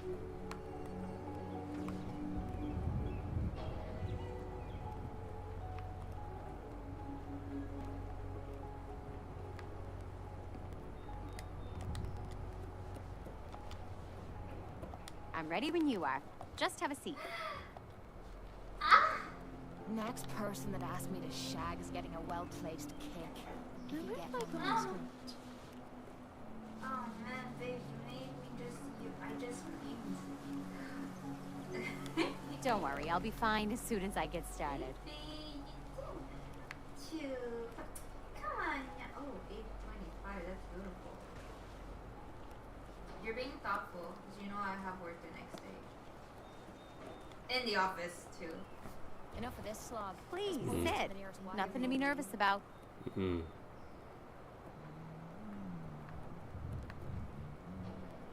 I really should study my lines. So you're staying until when? I didn't buy a return ticket. Don't worry, I'll be fine You're as not soon returning. Fuck that. as I get started. You're freaking staying. I don't care. I don't I mind don't looking fucking at as care. long as You're there's some staying. excitement at the end of You're the road. staying until July. I feel bad for your Out here, mom. you gotta Your take mom things must be one like, day "Yo, at a this time. guy say way You too should have long. seen Never it. comes We here cut as those long as raiders he to does." pieces. I doubt they'll be back. Did they complain? Excuse me. No. You look like someone who could use a haircut. They don't complain. Sounds good. Just sit in the chair and I'll make you look great. You're a grown adult. Hmm.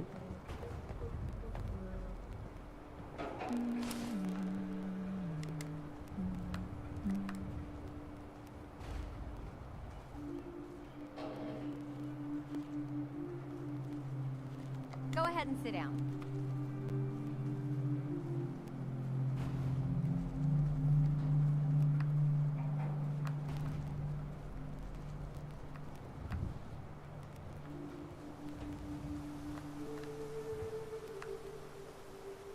We can get started as soon as you sit in the chair.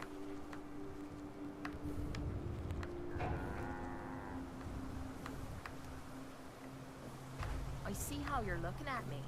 Not saying I don't like it, just thought I'd clear the air.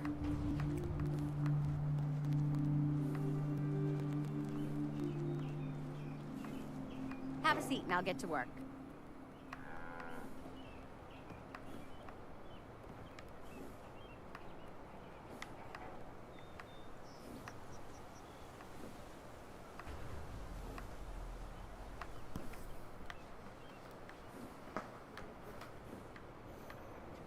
We can get started as soon as you sit in the chair.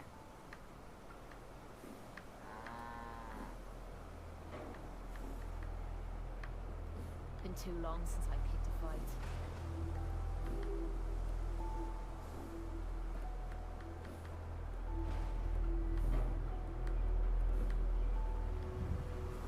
Go ahead and sit down.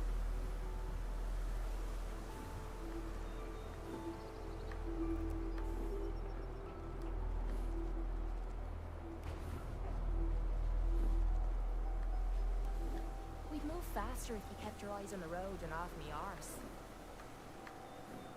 Have a seat and I'll get to work.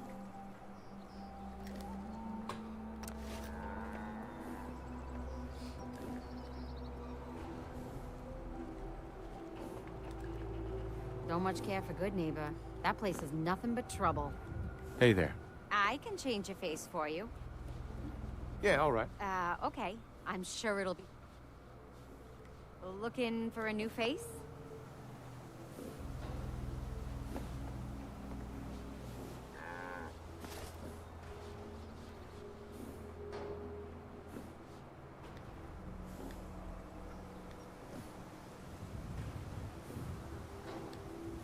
I'm ready when you are.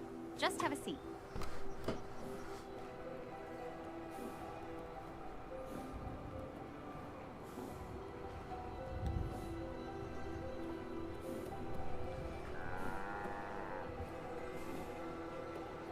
Don't worry, I'll be fine as soon as I get started.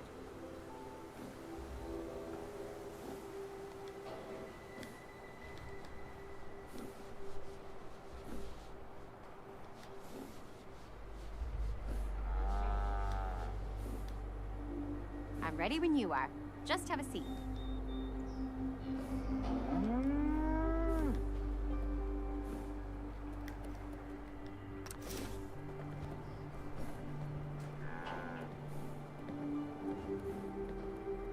Nothing's more satisfying than a Need to get smoking back to gun. Diamond City one of these days. Biggest town I ever saw.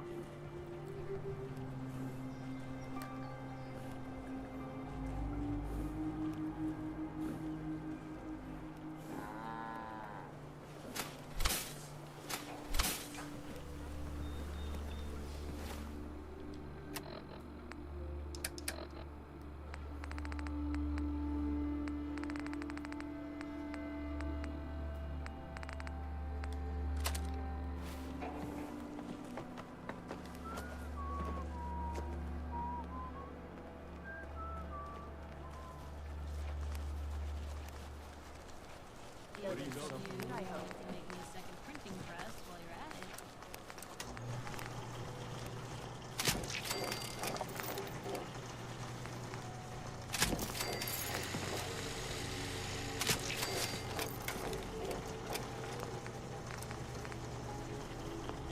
Only thing better than getting this right. Am I right?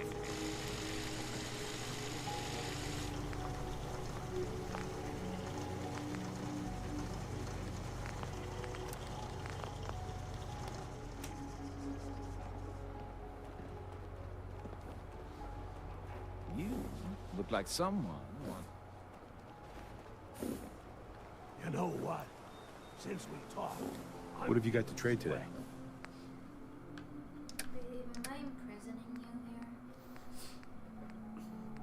here? I'm held captive by choice. Oh shit, so you have that, what do you call that? The whatever syndrome? Stockholm syndrome. Yeah, you have that?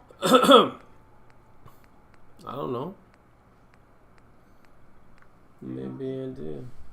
If you held me captive, I know I'll have that. Mm. Stockholm syndrome.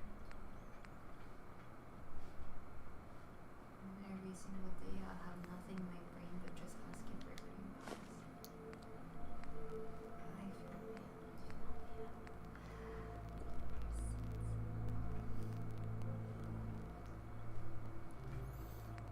Yeah, I'm crazy. For real.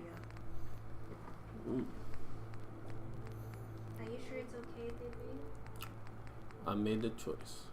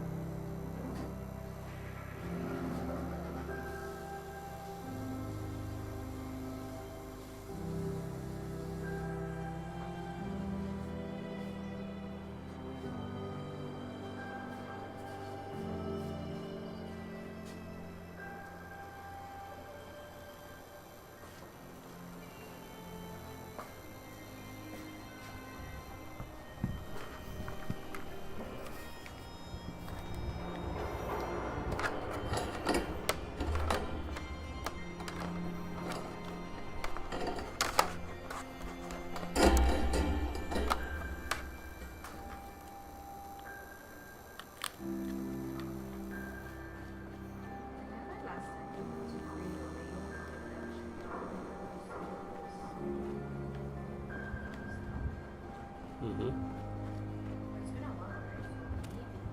Hey, you. Looking for work? It could still be, it should be there.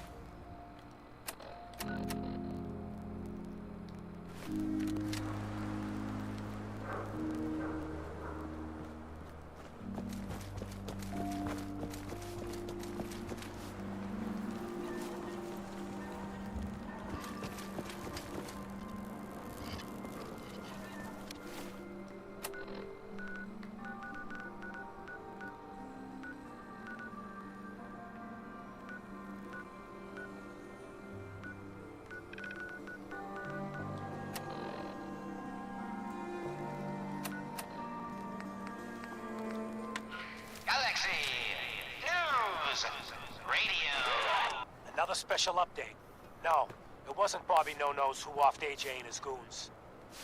It was the Silver Shroud. See his calling card if you don't believe me. Now's our time, listeners. Justice is coming to Good Neighbor. You'll see. Another headliner. Hancock seeks a special meeting with our hero, the Silver Shroud.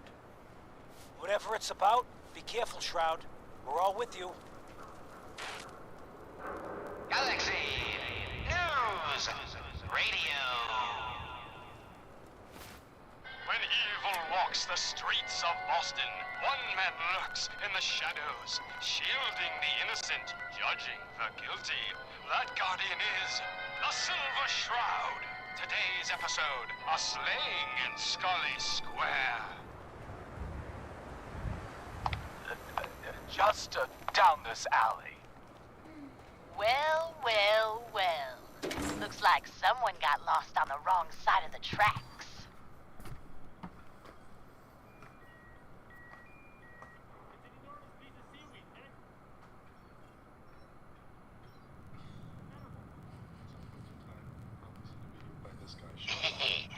Yeah, wrong side of the tracks. Toss out the troublemakers. I'm just meeting a friend.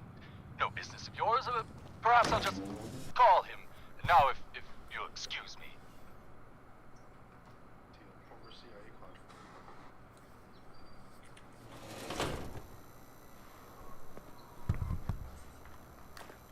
Not so fast, fancy pants. Your wallet and that snazzy briefcase you carry. Hey, you. Hand them over. Looking for now. work? I most certainly will not. Do you have any idea who... Oh, jeez Louise. Why'd you go and do that?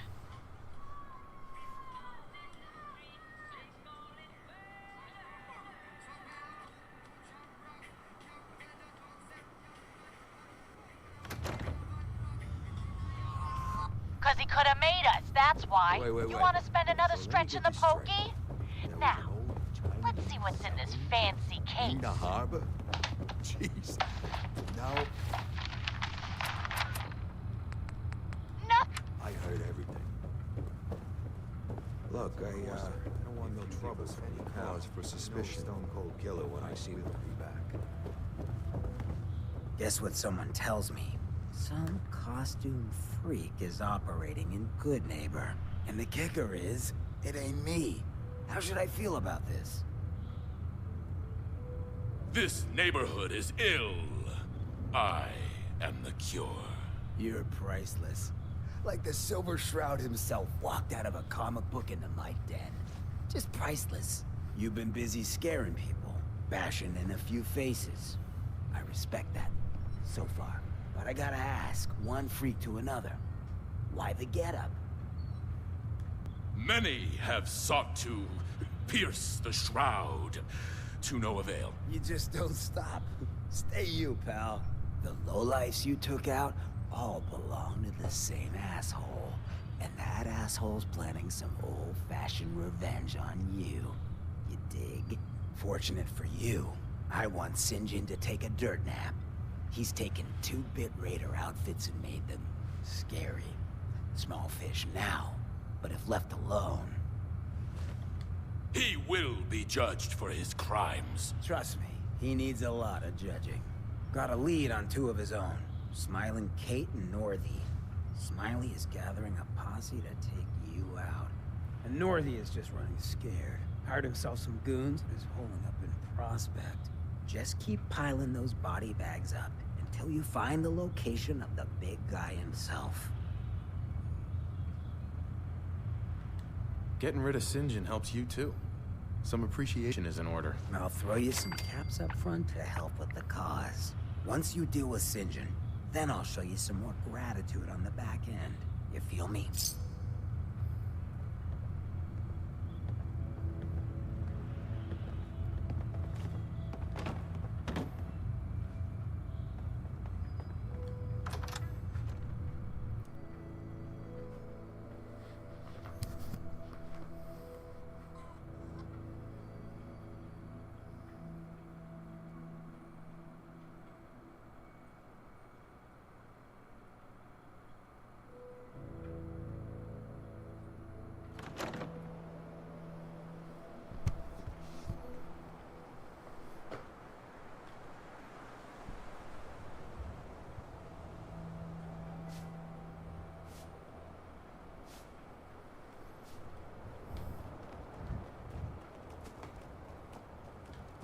Holy moly, the Silver Shroud in the flesh. Oh no, death is coming for me.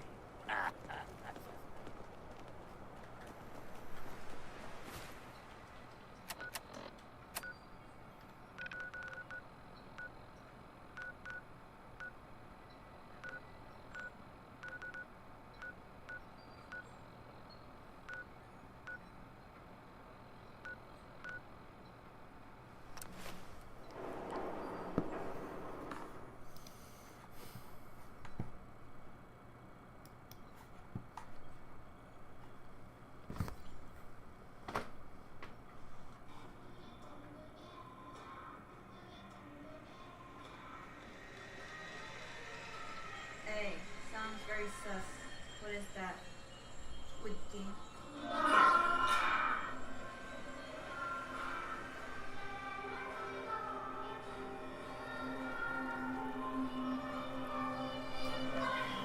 Yeah. That's crazy. It's okay, I'm not one. I didn't pay. You did. I'm just a coffee food.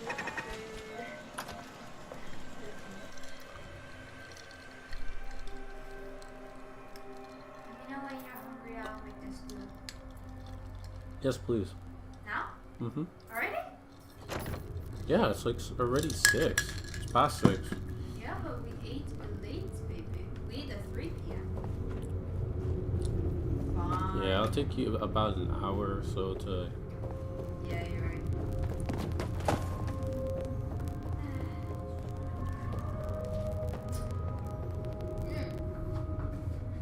I have to give up. I have to give up Some dish. very bad people may And be coming. dish. It's not safe And here. dish. I have to give up.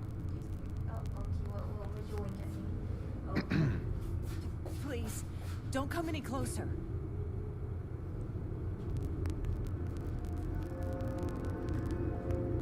I don't know you.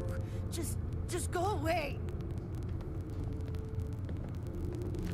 Wow, it's been foggy outside. A little bit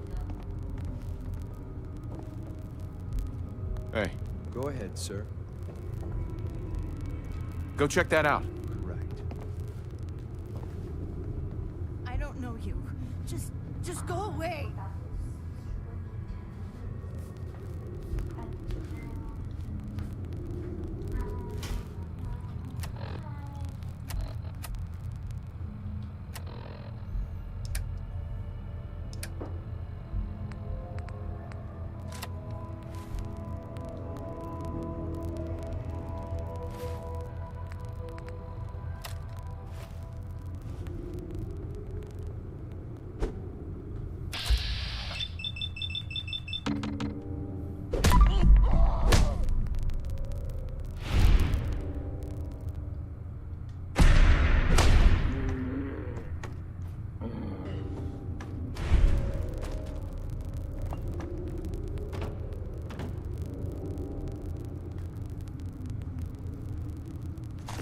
Never know what you might find.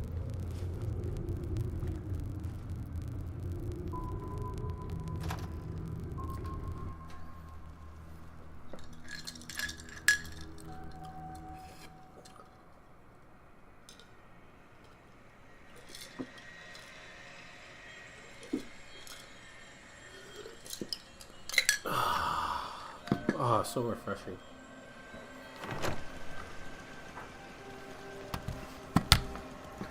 So refreshing.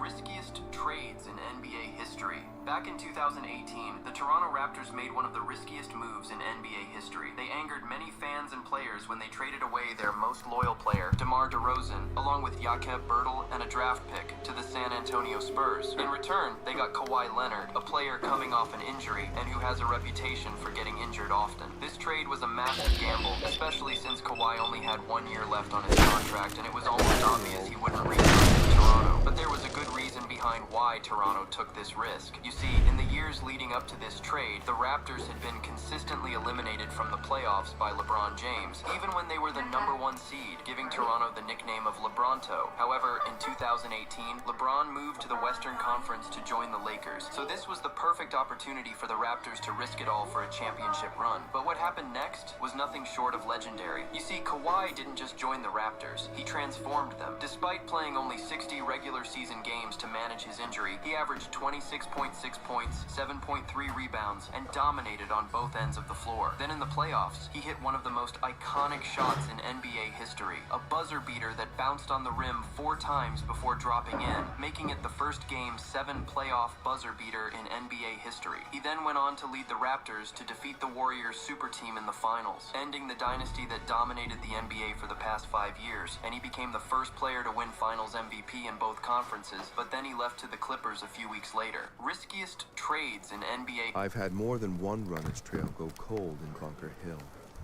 There's a high probability of railroad involvement. So glad you could all come out and play. You did? Hmm? You heard me? I can hear you. You did not hear me? Nope. Shit. I love you. Love you. I love you. I love you now. You know, you're so gorgeous. You're my Do we just have the best chew toy to sink our teeth into? If it isn't the boy behind the costume. You've been really naughty, Mr. Shroud. Making all my friends so nervous with your calling cards. Taking out St. John's favorite toy soldiers. But I'm gonna change. now it's Good idea. rip your goddamn heart out! Very nice.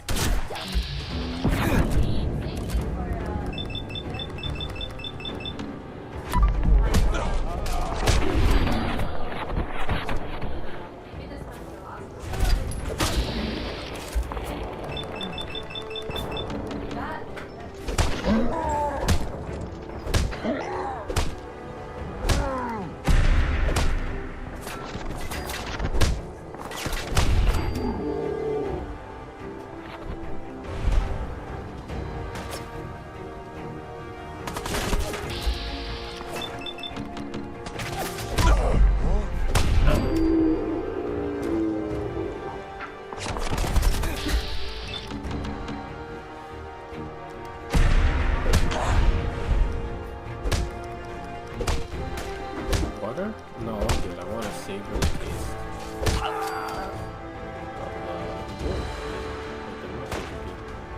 I'm still having the aftertaste. It's so good. But I'll take this for now. Thank you.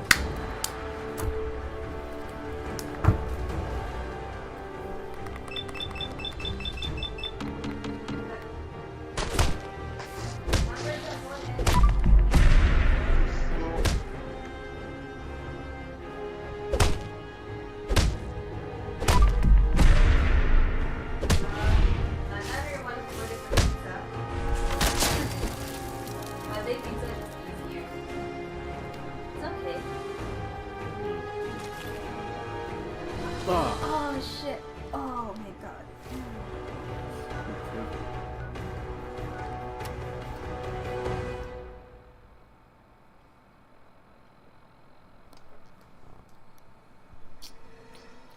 So tomorrow I have lunch.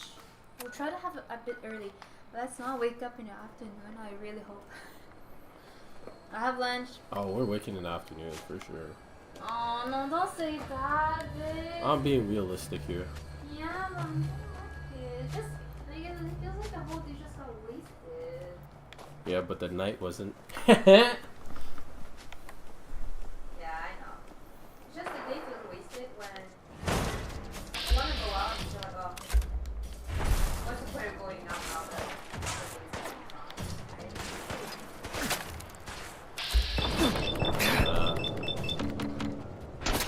I'll still go out regardless.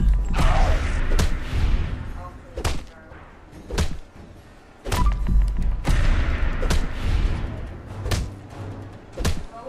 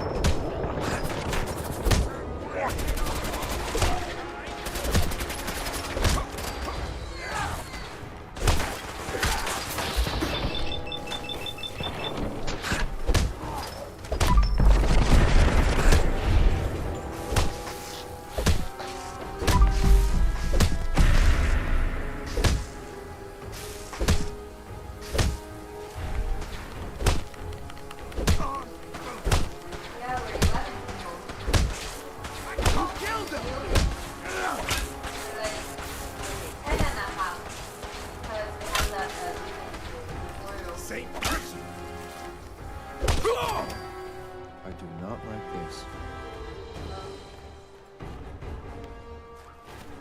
9 people is already a lot, but 11, like 10.5 people, 11. You have a lot of friends, babe. Sorry? You have a lot of friends. Well, these are family friends. Family friends? Yeah, it's them. Who? 31st. Oh shit.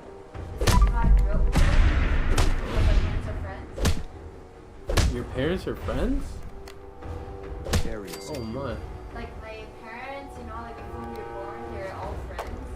And then Every when cat Matt. they all have children, that's us, our generation. Like, you know, Lisa, Simon, Johnny, Tony, Jason? Mm-hmm. Yeah. It's them. On the 31st. Oh, wow. I thought in my head, I thought we were 10, but then I forgot that we're 11 because there's a child too. There's a 4-year-old kid. I just don't know. It's gonna get bored though, doesn't it? Like, what can you do in a small space like this? History. Back in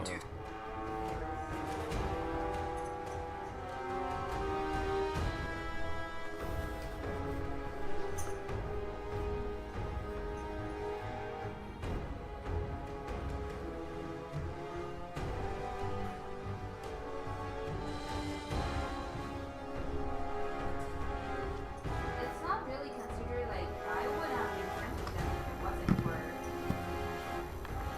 like family friends, right? Yeah.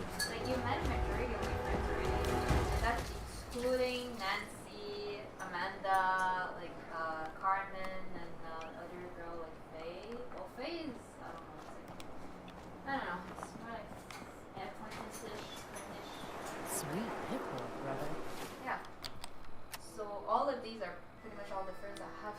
You hold on to But that. they're not the closest one. Family friends who used to always be together every week because of Chinese school. Don't But ask after questions, we all they grew will up, we kind of like each to our own, right? Mm-hmm. Because Tony and Johnny are brothers. Simon, Lisa are siblings. You're blocking my light, man. And then they're cousins too. Like between the four, it's like they're cousins. So that's a bigger family too on their end. Yeah. Mm. What are you doing? This little critter snuggling.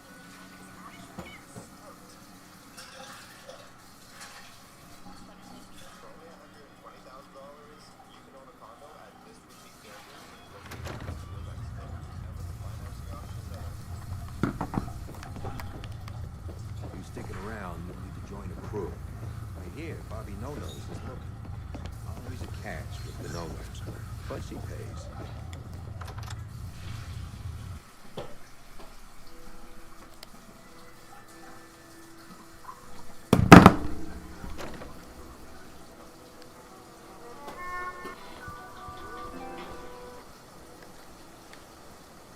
Hey, not too close, Mr. Tough Guy. Hancock. He runs things here, good neighbor. Good man for the job. Well, now that they're all here, I need to buy a little gift for the little boy. I think that's enough. Like, I won't do a whole.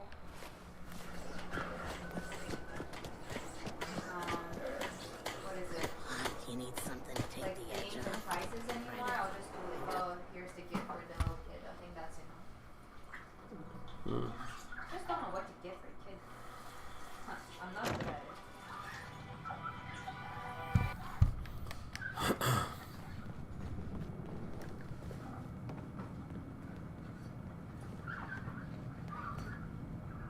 Oh, it's you. Oh, sugar. I told Kent all that hero stuff was going to get you both killed. Oh, God. Oh, God. Calm yourself. The Shroud is here to help. Please, stop. That's what got Kent into trouble in the first place. A dozen raiders barged in and snatched him. When they took him away, they left you a message. Just listen to Kent's radio station. It keeps playing it over and over again.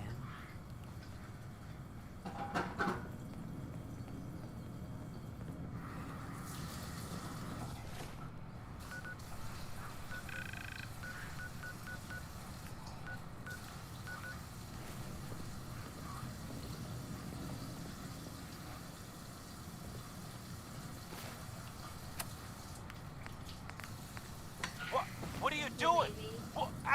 Does that mean I can count on you with the switch all again? clear. Mm-hmm. This is the Shroud's headquarters. So you must be the Silver Shroud's little friend. Yes. If you want to see your friend alive, Shroud, meet me at Milton General Hospital. Don't do it, Shroud. It's a trap. Save yourself. Oh my God! Do it, Shroud! Do it! Oh, my knee!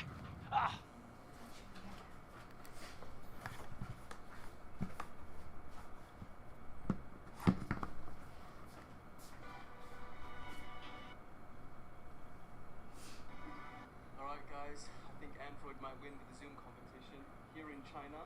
Everyone's just waiting for pizza. Tick-tock, Shroud. Pizza it is. Don't keep me waiting. We got business that needs finishing. What if we look up In how case to you missed make it, pizza? Kendra's reign of terror is over. It'd She be won't cheaper. be. What? Silver Shroud. Yeah. Come on, Oh God, what's happening?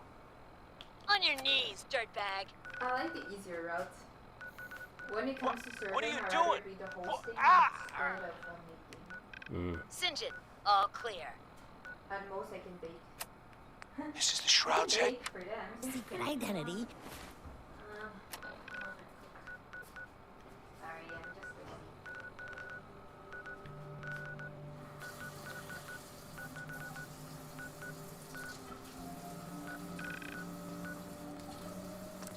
I won't tell anyone.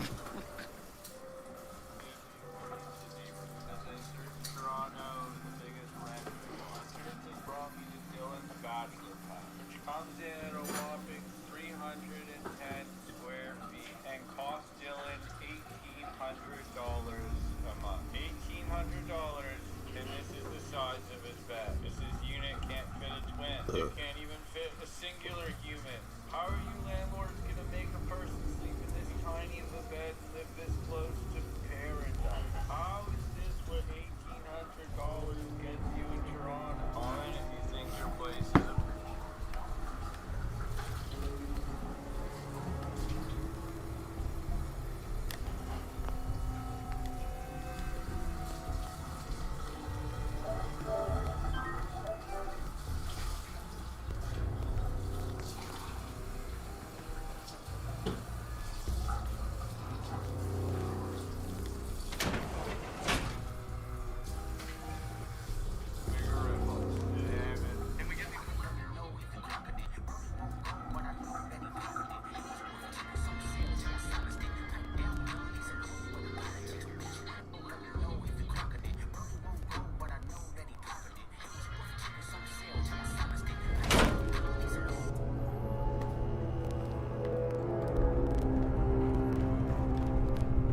The medicine that was practiced here is almost barbaric compared to the Institute's advances.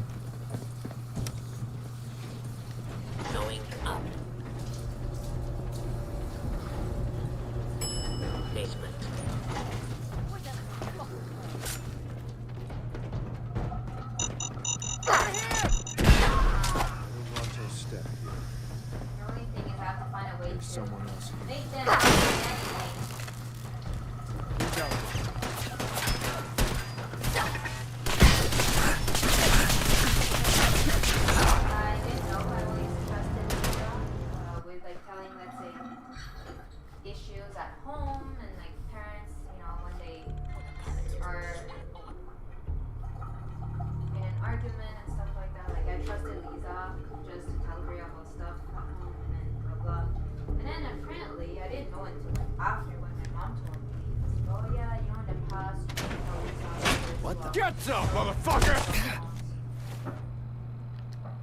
Like, oh, the aunt basically, Lisa's aunt is Johnny and Tony's mom.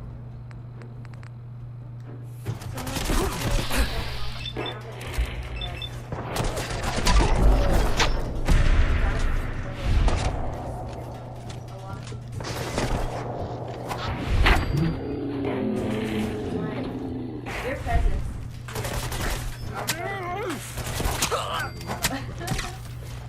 But hey, who's to say? There's a chance where when she sees her aunt again like every week, she'll tell her aunt, and then her aunt will tell her friend, and then the friend will tell like the friend we went out with this to do something else. But at this point, Basement.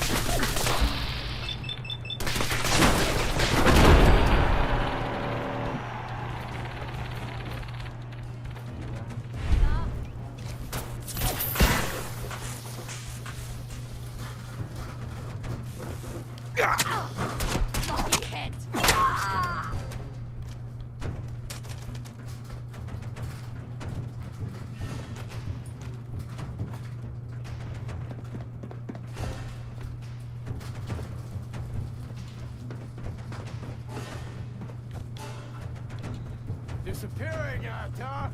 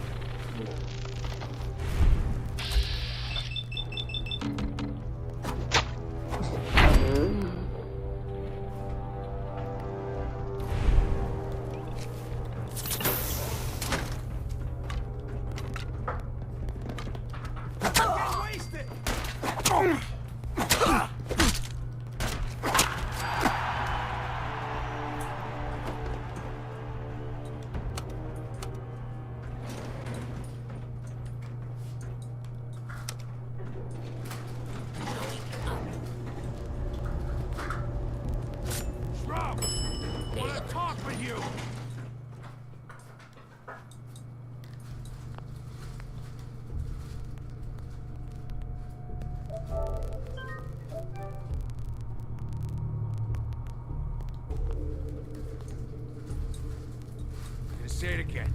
Hold, assholes. Anyone turns heel, I'm coming for you and your family. And you, Shroud, you step any closer, and we get to see what's inside Ken's head.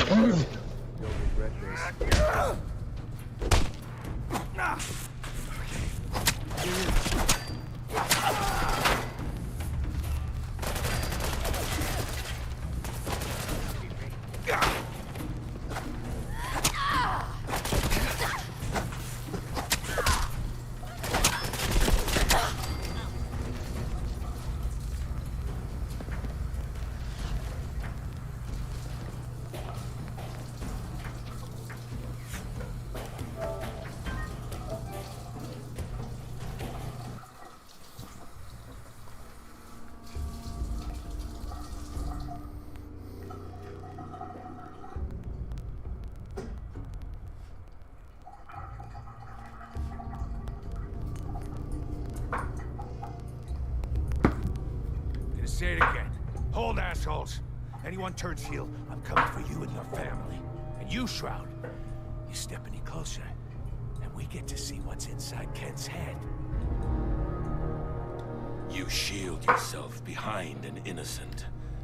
You are craven, St. John, and you shall fall before me. Don't talk to me like that. Some of these losers think you're some sort of legend. Like you walked straight out of a comic book. But you and I know you're human, and you're weak. You came here, and for what? Your little sidekick?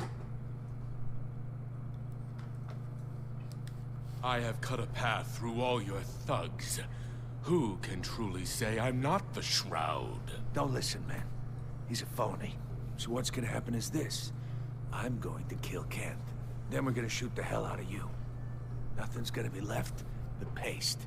Then, I'm going to Good Neighbor and kill every last worthless bastard there and burn the whole thing down.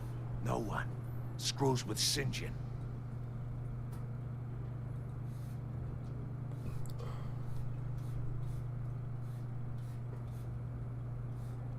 What happens is this. Everyone that points a gun at me dies. Every last one. Jesus. St. John can't do anything to us if he's dead. Cowards! Cowards!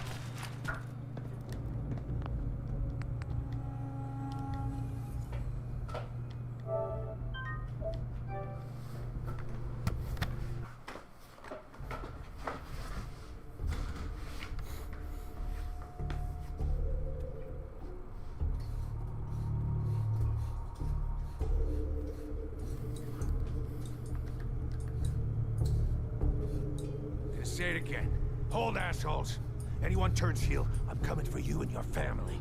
And you, Shroud, you step any closer, and we get to see what's inside Kent's head.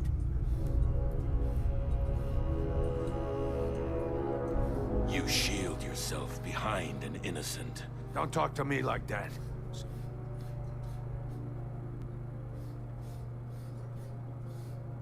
But you and I know you're human. I have cut a path through all your thugs. Who can truly say I'm not the Shroud? Don't listen, man. He's a phony. So what's gonna happen is this. I'm going to kill Kent. Then we're gonna shoot the hell out of you. Nothing's gonna be left but paste. Then, I'm going to Good Neighbor and kill every last worthless bastard there and burn the whole thing down. No one screws with St. John. You know what would really get to Kent? Killing his friend, his hero, right in front of him. Enjoy the show, Kent. After I'm done with the Shroud, you're next.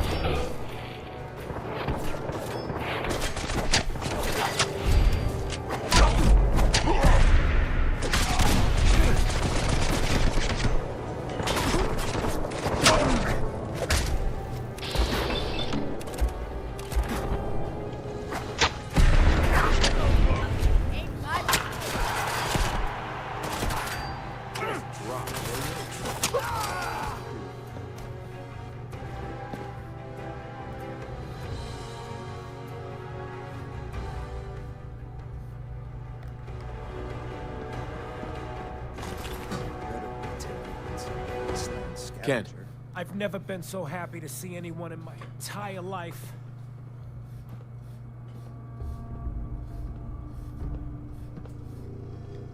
I'm glad I got here in time. You and me both, Shroud. But I don't know. I just give up. On all of it. Crime fighting just isn't what I thought it'd be. If you just quit, then the bad guys have already won. You're right. But I'm tired. I just want to go home. I'm going back to Good Neighbor. Really, thanks for saving me. But I'm just done.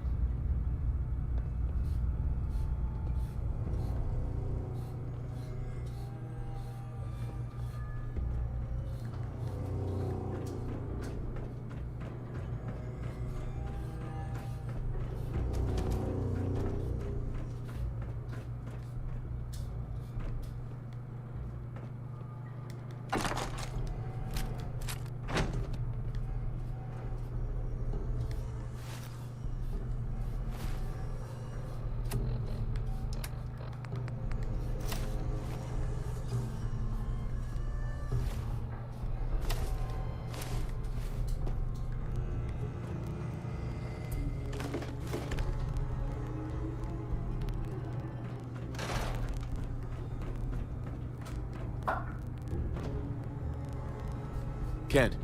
I just need time to recover, you know?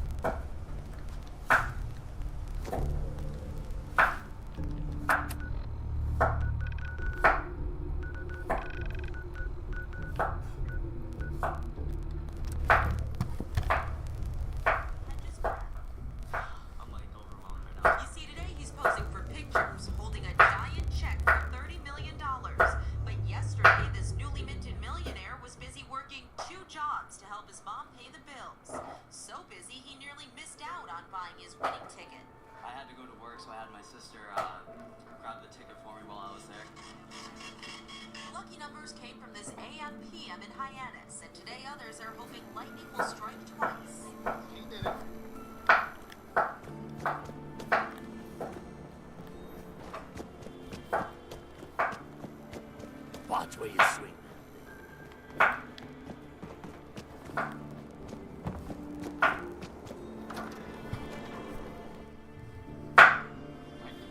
Oh yeah, I know him. He works in the Best Buy. He come like all the time. So how does a 22-year-old spend all this money? He's helping my mom with her mortgage, helping family, and donate some money to like the community. But not on a girlfriend. She dumped him a couple weeks ago. No. What you been Myron? Clothes. What the fuck is that? What's that?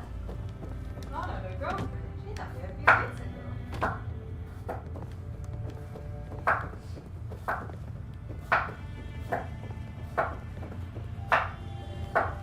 A new player in Big Neighbor. Hello, little pawn. The Welcome deed to is done. The dreaded St. John breathes no more.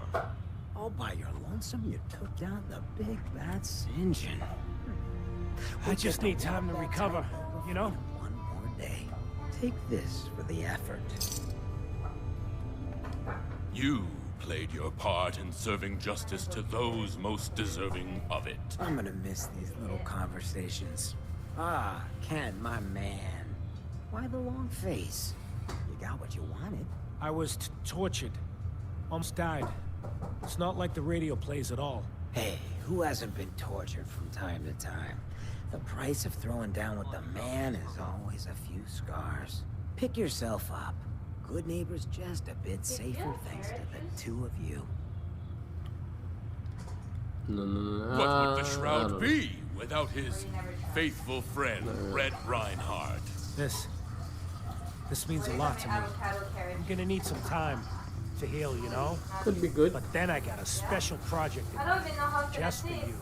I'll fire up my radio station if I make any progress. Woody, those sweet Clementine dresses and Sometimes you need to sacrifice a piece to keep it in. Keep that in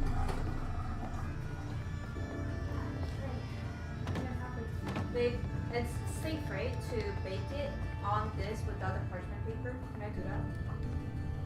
Yeah, it's safe. It just could be messy. Clothes, poor man wearing.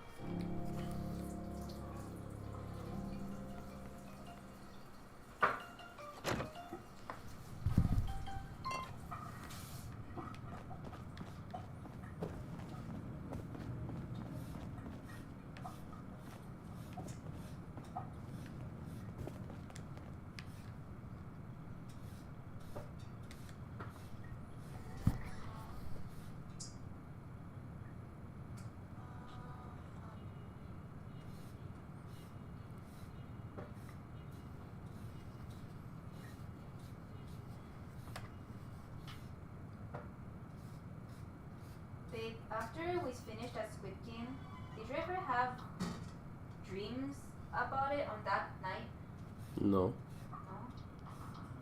Shit.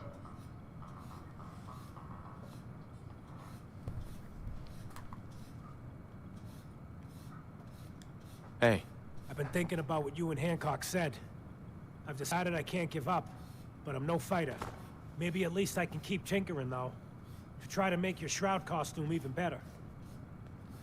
Then let's do this. Oh, sorry. I can't do nothing now. I'll fire up my radio when I have something for you.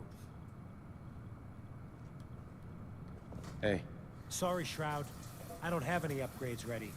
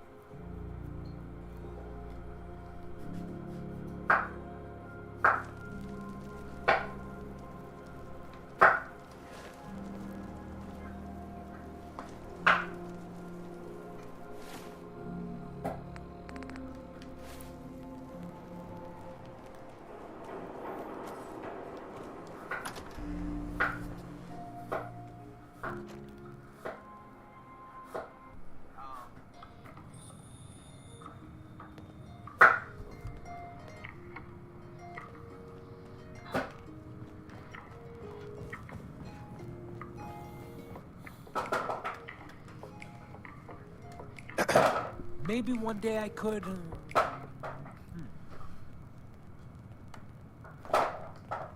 Maybe one day I could...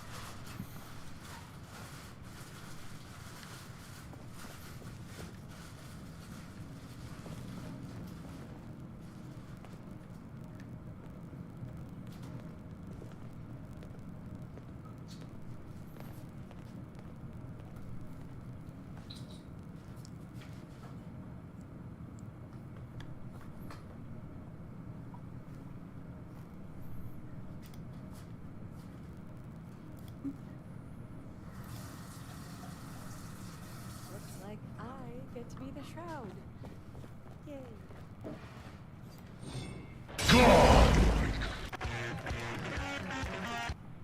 It becomes a very valuable armor set for you to wear. However, there is one fatal mistake you can make that can completely ruin your chances of using this armor effectively. And all you have to do is make sure that when you complete this quest, you are under level 44. That is extremely important. Sounds easy, right? Well, in retrospect it is, but let me get a little more specific. See, the way I've been playing Fallout 4 is I haven't been looking up very much about the game. I like to stumble across items and quests through my own exploration. That being said, I didn't actually find this quest until I was level 44, and little did I know that this was a huge problem. You see, what makes the Silver Shroud armor such an awesome piece of equipment to have is that you can upgrade it a total of 3 times depending on your level when you finish the quest. You can upgrade the armor the first time at level 25, then again at level 35, and a final upgrade can be obtained at level 45, giving the armor a damage resistance total of 87. Now, if you happen to be, let's say, level 34 when you finish the quest, and you receive your first upgrade, it will automatically include the previous upgrade you would have received at level 25. So in that situation, you would only have to upgrade the armor a total of 2 times. Now here's where things get tricky. If you're level 45, which is the level you're supposed to be to receive the final upgrade when you finish the quest, you won't be able to receive any upgrades at all for the Silver Shroud armor. The armor will remain permanently stuck at its base stats, and you will never be able to receive any upgrades for the rest of your playthrough. Which means if you really wanted to use this armor like I did, you'd have to completely start a new game to do so if you made this mistake. The reason this happens is because the game doesn't seem to register the fact that you can receive an upgrade unless you level up to the required level for that upgrade. For example, the game won't offer you the first upgrade unless you hit level 25. But if you're already level 25, you'll automatically receive that upgrade along with the level 35 upgrade when you get there. But if you're already level 45 when you finish the quest, there is no longer a level you can level up to in order for the game to realize that you can upgrade because level 45 was the final upgrade. Therefore, if you want those upgrades for the Silver Shroud, you have to do the quest before level 44 at least. The reason why I say you should be lower than level 44 and not 45 is because I was level 44 when I found the quest, and there's a high chance you will level up to level 45 during the quest. Since the quest is so long, you'll receive quite a bit of XP. So you should start the quest at level 43 at the latest if you want those upgrades. Now, as you can imagine, I was and still am extremely pissed off that this even happened to me, and that I can't use this incredibly badass armor set to its fullest potential. So I wanted to make this video to help you guys avoid the same problem. For me personally, this really impacted my experience. When I discovered this armor, I thought it was so goddamn cool, and I wanted to use it so badly, and I got so excited when I found out that you can upgrade it, right up until I had realized that I had permanently fucked myself out of any upgrades for the rest of the game. I had to discover this the hard way, and I didn't have anybody to warn me about this. So consider this my warning to you guys. I really don't want you guys to make this same mistake. See, if I really wanted to use the armor, as I said, I would have to completely start a new file, restart my character. And the problem with that is, I have a level 40 goddamn 5 character. Like, that takes a long time to do that.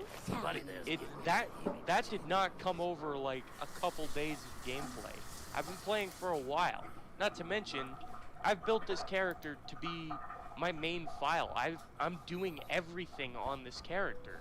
And I really wanted that armor set, when I discovered it, to be the one that I'd wear for the rest of the game. Like, I really loved it when I found it, and now to think that I pretty much won't be able to use it at all because it'll bother me too much that there are better armor sets out there. Since I can't upgrade this one, it won't even compare to some of the armor that I could be wearing. and it just really sucks, and I'm not willing to start a new file because I've done way too much already. And you know, I've perfectly set up this file to platinum. I've saved before all the cutoff quests before or for every faction, because they all have a cutoff point before you can like, you can't just do everyone's quests to get the trophies, because all the 4 factions conflict with each other. If you go too far into their quest line, they'll become enemies with other factions, so you won't be able to do the other factions' quests if you go too far into one of them. So I've perfectly set up my file so that I can platinum in one playthrough, and I made an alternate save file, and everything's perfect. I'm so far into the game, I've done so many side quests, and now I can't even wear this amazing armor to enjoy this entire rest of the journey with, to platinum the game. I won't have the armor that I really wanted to wear, and that really sucks. It really does, especially in a game like this.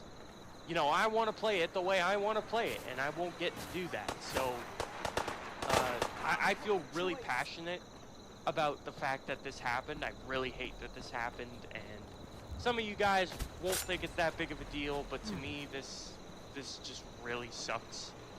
And it's a really big deal to me, but anyway, guys, thanks for watching. I just wanted to give you guys a heads up on how to avoid that malicious problem.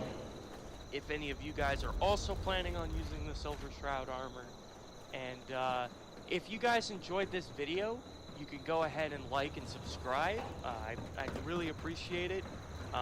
If you want to see lots more Fallout content from me, or content on plenty of other games, that would definitely be a good idea for you. And as I said, I guess that's it. So thank you guys for watching, and I will definitely see you in the next video. So take care.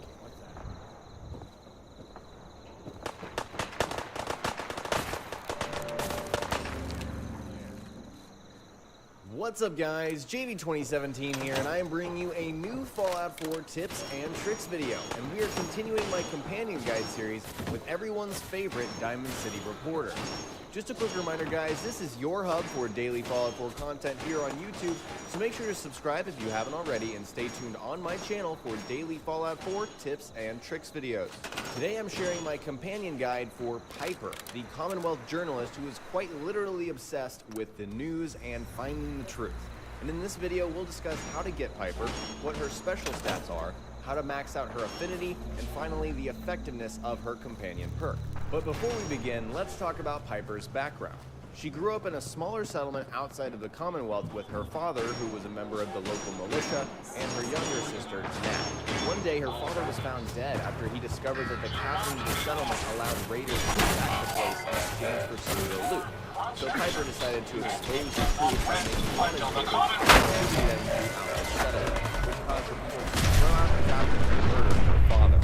Piper and Nat moved to Diamond City, where she started the Public Occurrences newspaper, which focuses on investigative journalism. The people in Diamond City really dislike her method, as she received death threats and even assassination attempts. So the player finds Piper after she's thrown out of Diamond City by Mayor McDonough for criticizing him. And that's where her story picks up in Fallout 4. So her location is literally just outside of Diamond City. She's trying to get in because she's been exiled, and that's where you can find her. It's obviously very easy. I mean, I'm going to show you guys on the map here, but Diamond City is something that everyone should know that plays Fallout 4. She is just sitting out there waiting for you to get her. So in order to actually have her as your companion, you'll need to talk to her, and she'll have to get you access into Diamond City. Then you'll have to sit through this conversation with the mayor here, and that's just kind of awkward, you know, about the news and the truth and her being exiled. And then once you've done that, you will get the story of the century, which is the little quest that you have to do in order to get her for your companion. But all this quest requires is that you go into her news place, Public Occurrences, and talk to her for about 2 to 3 minutes, and then you've got her as your companion. So she's very, very easy to get very early in the game. Piper's hidden special stats are 5 strength, 10 perception, 7 endurance, 10 charisma, which is the highest of any companion, 8 intelligence, 10 agility, and then 8 luck for 58 total points. So the main takeaway here is that she's the most charismatic character you can find. However, it doesn't really affect anything in the game. As I've said before, I don't believe the special stats really do affect the companions in any way, because they're really just inward towards your own character. So this is just something interesting to know. Obviously, she's a reporter. She's going to be the most charismatic companion that you can have. Additionally, she has 150 carry weight, which is standard across most companions, and no immunity, so she's not immune to radiation or poison, nothing like that.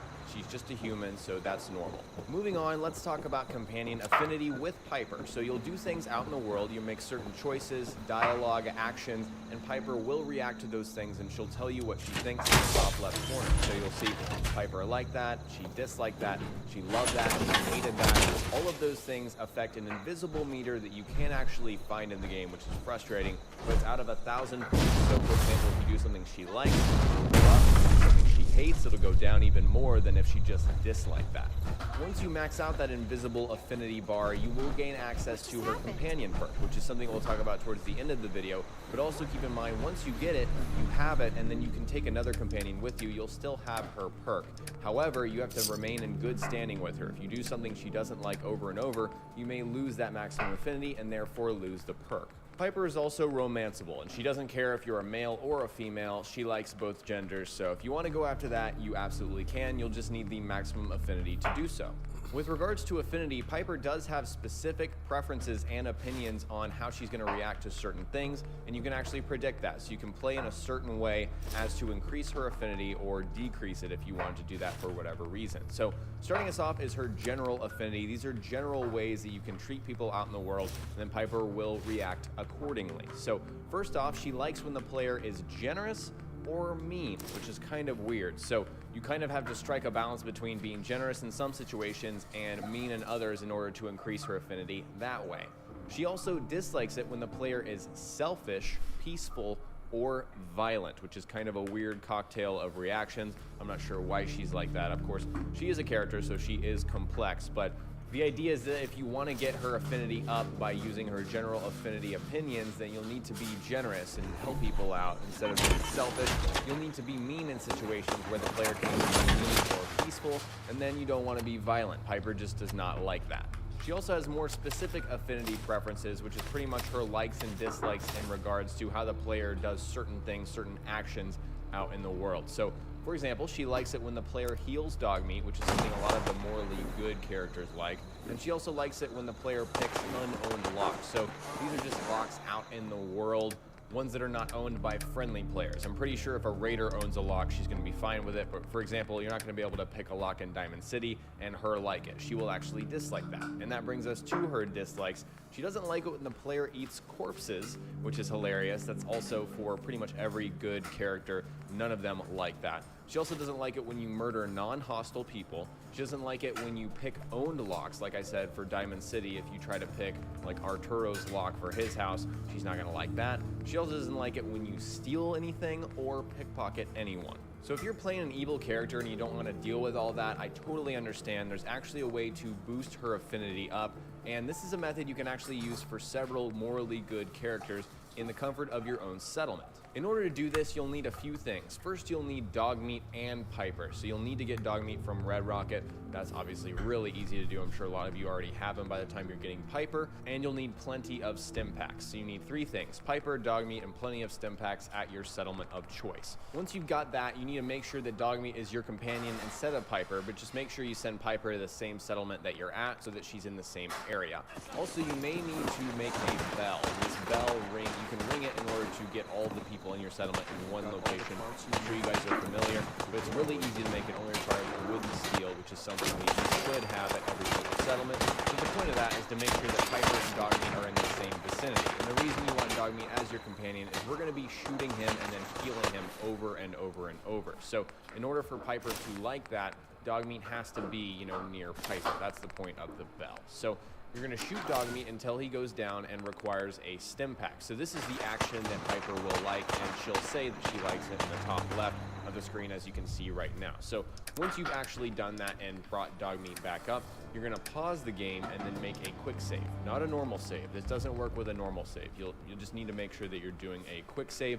And then once you've done that, you're going to pause the game once again and then load that very same quick save. So the reason we're doing this is to avoid the game's kind of delay in how long you have to wait in order to have a companion like the same action within a certain amount of time. So we're just avoiding that and having the same action, you know, give us the same result over and over. So as you can see, I loaded back up from the loading screen. It wasn't too long. I downed Dogme, and then I gave him the stim pack. Piper liked that again, and then I'm gonna quick save, load, and then rinse and repeat. So you guys can see how this works. You just do this over and over and over until Piper talks to you, and then in the top left it'll say maximum affinity, you have her perk. Speaking of which, let's talk about her companion affinity perk, and it's called Gift of Gab. So what this does for the player is you receive double XP for speech challenges, so that's passing certain speech checks in the game, and also discovering new locations. It's important to know that this is a non-combat companion perk, so obviously if you're comparing it to something like Preston's perk or Paladin Dance's perk, McCready's perk, some of the best companion perks in my opinion, this is not going to stack up to them just because it's not combat related. However, if you are a charisma-based character, you are all about passing those speed checks in order to get certain incentives within the game, then absolutely Piper's the best companion for you. And if you want to take some time away from side quests and main quests to just explore, then obviously having her companion perk with you is great. You get double XP for discovering new locations. There are almost 300 locations in this game, and so honestly it makes a great deal of sense to have that perk with you. You don't have to have Piper with you, of course, because once you get it, you can just put another character along with you, but Gift of Gab is great for that too. Lastly, people have been asking me what kind of gear should we give Preston Garvey, for example, as our companion, and honestly, gear is something I really don't mess with my companions. However, you could absolutely mess with it if you wanted to. Piper already has the press cap on her head that provides 1 intelligence, so beyond that, I wouldn't change anything unless you just want to make Piper look different. You don't want her to wear whatever outfit she already comes with. You want her to wear, you know, this kind of armor, that kind of armor. You could absolutely change that. I don't think it's super essential for a companion, but you could do that. Also, I wouldn't advise that you guys give your companion a weapon unless you're willing to give them ammo for it. So all of the companions come with default weapons that have unlimited rounds. You don't have to give them ammunition. However, if you do give Piper a weapon, she'll need the ammo for that weapon, and that's okay if you're giving her like a 38 weapon, but if it's something like 10mm or something that you're actually going to use, then that's kind of annoying. You have to keep giving her ammo, and that's just a whole thing that you'll have to deal with. So that's really up to you guys if you want to do that. I don't think it makes your companion that much better. I guess you could give them a Gauss rifle if you're not going to use Gauss rifles, and they will tear through enemies, but that's really up to you. So I'd like to know, after watching this video, are you going to use Piper? Will you go get her and explore with her around the world? Does she sound like an interesting companion to have along with you? I think she provides some interesting banter. She's pretty sarcastic and snarky, so if you like that kind of character to bring along with you, if you're tired of Deacon, for example, who's one of my favorite companions, then you can bring Piper along, and that can be fun as well. Although her companion perk is not super useful unless you're a combat-based character, I think she's a nice change of pace. She's a nice, you know, break away from the combat-based companions like Dance, McCready, Preston, like I already explained before, and that's really where I like Piper in this game. So let me know what you all think about her in the comment section below. Alright guys, today I shared everything you need to know about Piper in Fallout 4, and next time we'll cover more Fallout on my channel, so stay tuned for daily Fallout 4 tips and tricks videos, and remember that this is your hub for Fallout 4 content on YouTube. If you learned something new, remember to hit that like button, I would really appreciate it, and don't forget to subscribe for more unique weapon guides, build guides, and general tips and tricks videos. Talk to you guys next time, peace.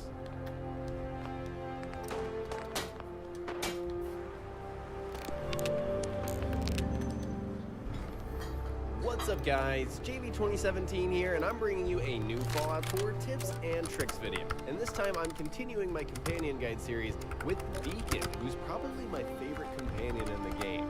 In this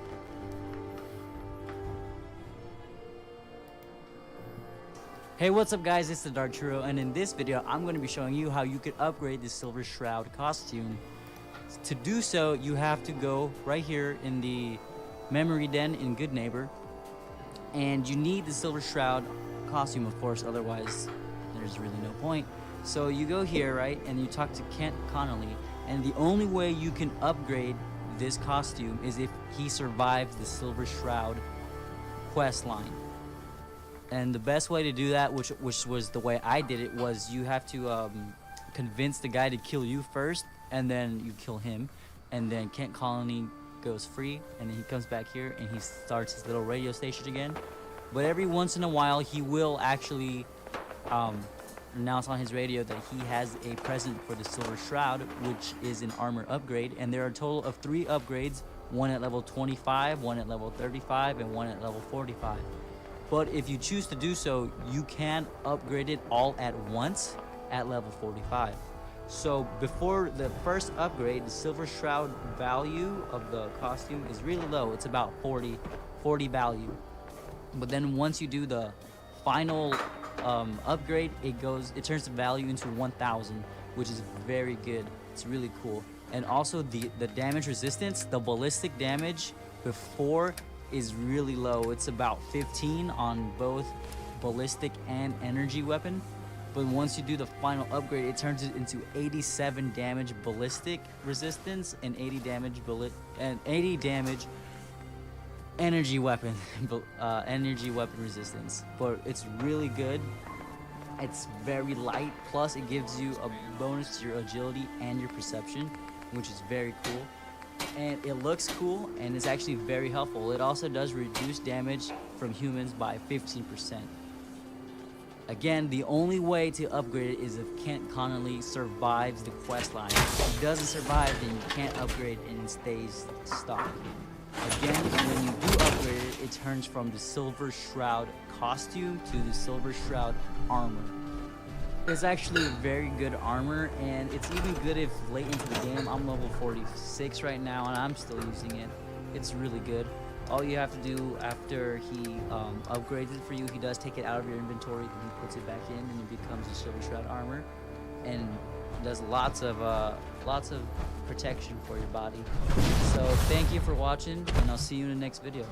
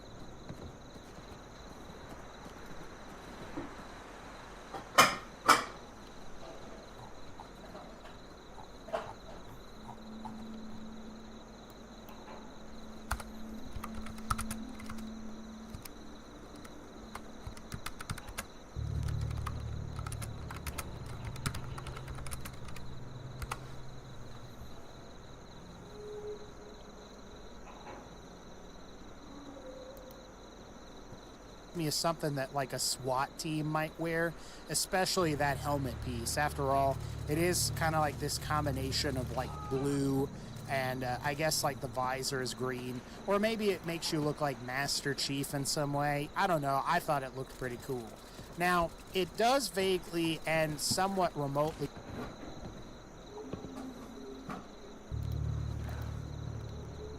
Hey, what's up guys, it's the Darturo, and in this video I'm going to be showing you how you could upgrade the Silver Shroud costume. To do so, you have to go right here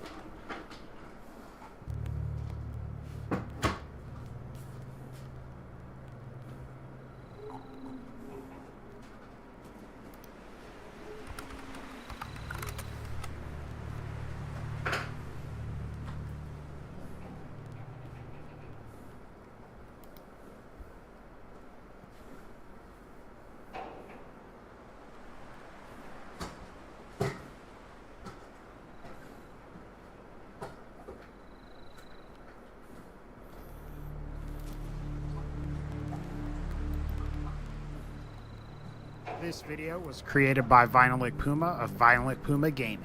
So Fallout 4 has a lot of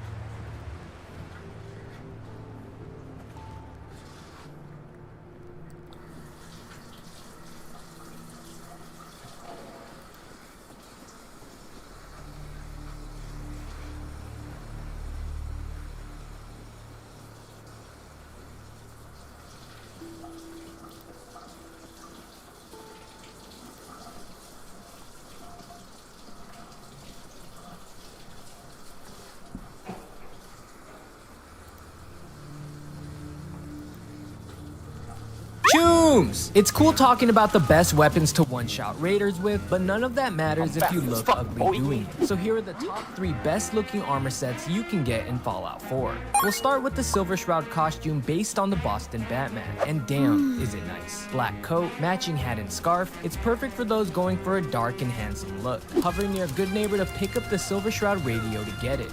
Up next is the Minuteman General uniform. These men get a lot of hate simping for settlements, but they look good saving.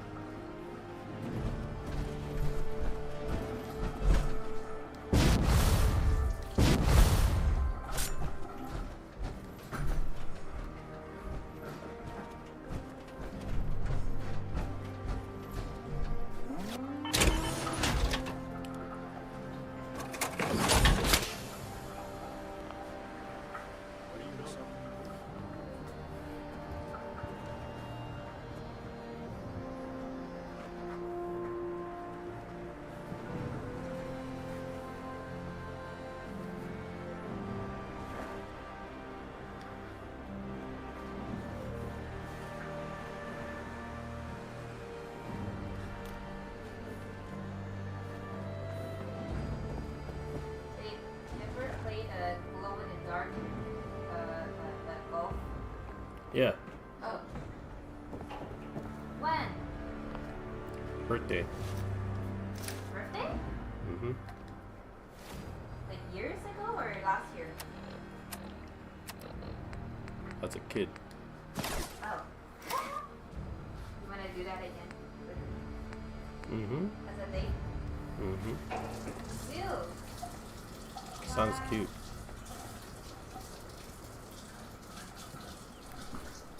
What? Sounds cute. Huh?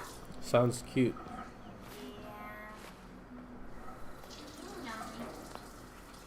I'm just a cute girl. I'm just a cute girl.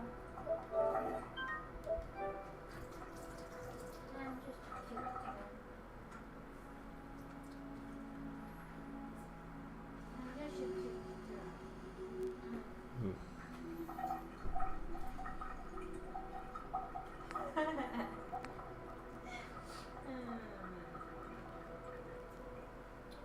You're funny.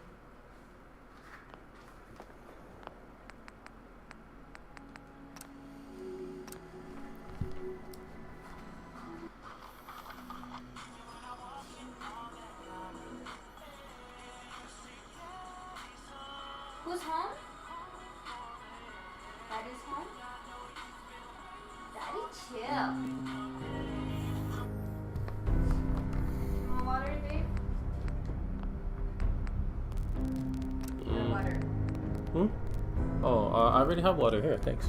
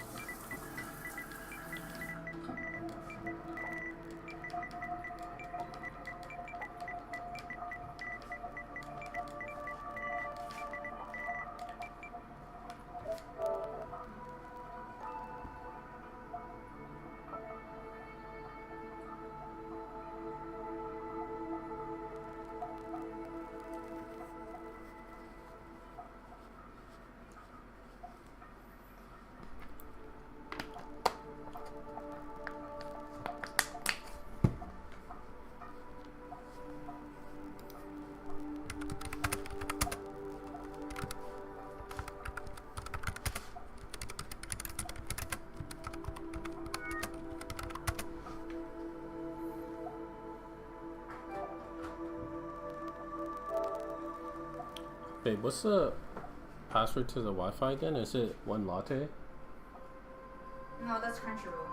Oh. You wanna enter it? Gift. Gift. Hmm. Want a gift? Yeah, I'm just canceling it. Oh.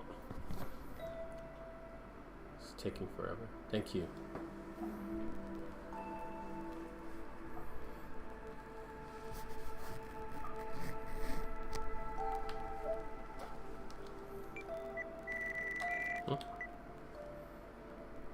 Isn't it? Yeah, the address is on the invitation card? Or in the invitation card. What's that? Oh, is it your parents? I'm like, and then he's. I will put it on. Is okay, so this is good. Mm-hmm.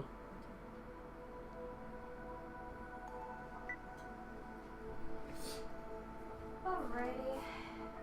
You know what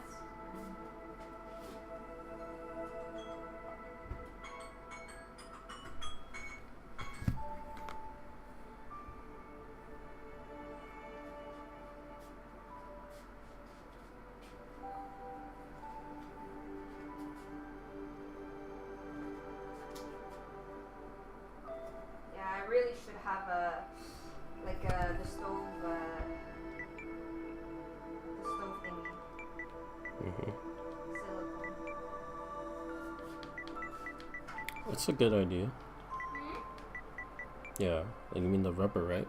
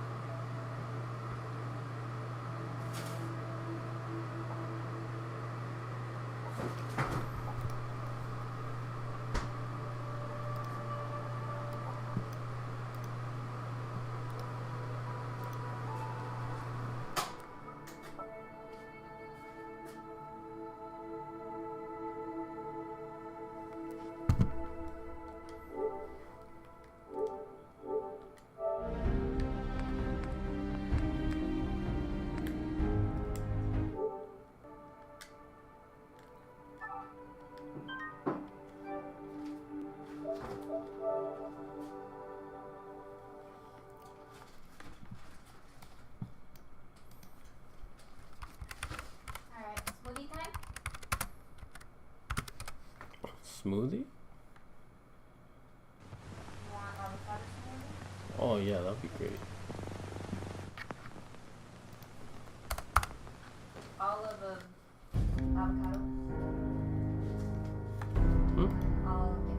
Oh yeah, all of it. Might as well.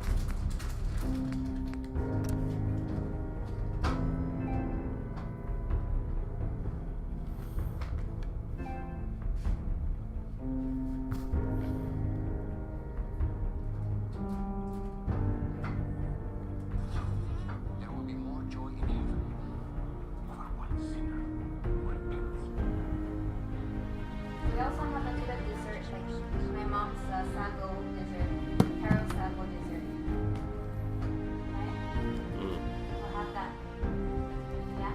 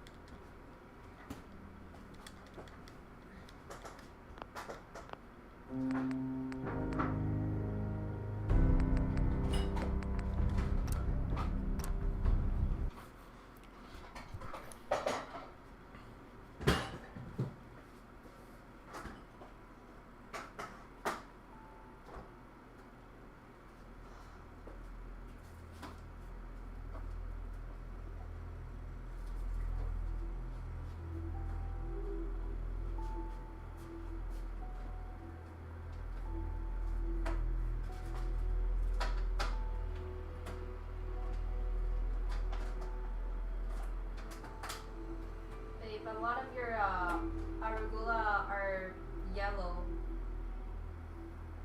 A lot of them are brown or yellow now. Aragola?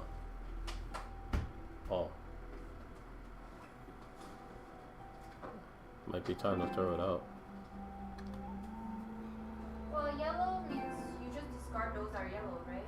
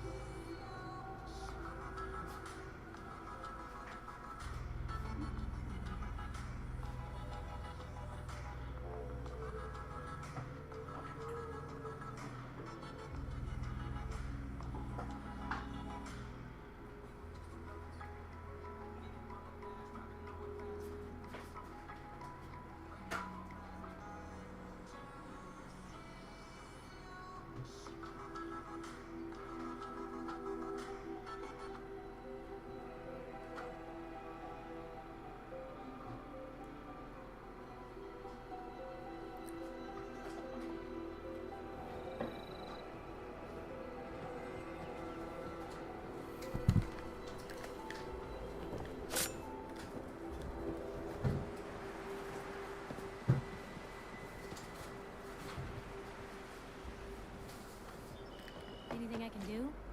You just say the word. Nothing stays hidden forever. At least, not if I have my say.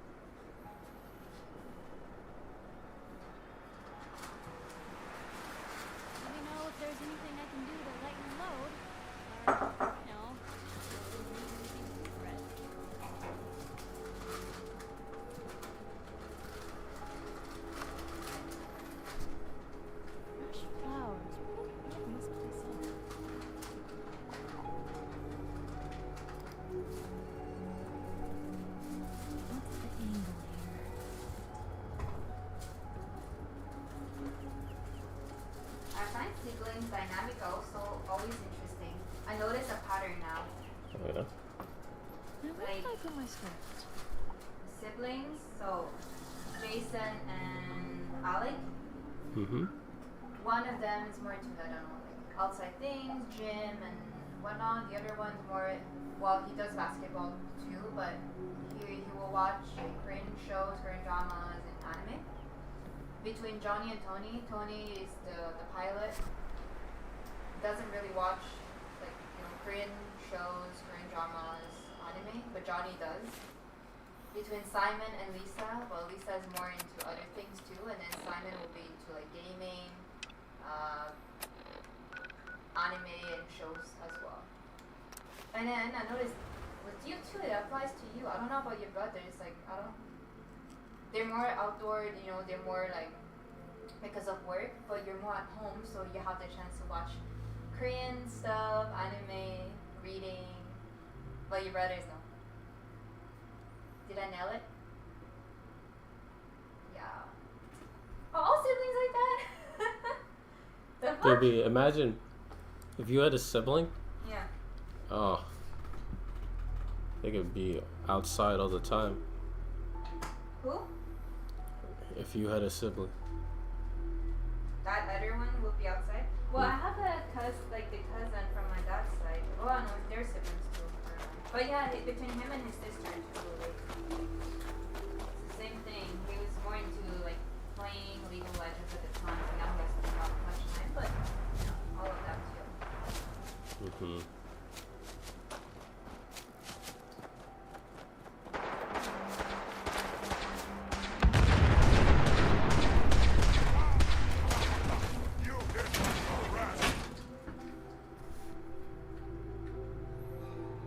Depends. I'm just a homebody because I'm just exhausted all the time. I'm not a party person. I've never been through that phase of quote 18 to 22, go out and party and drink and clubbing and all of that. Never had that. I was hoping for a chat. I only did it once only at clubbing, and that was for bachelor.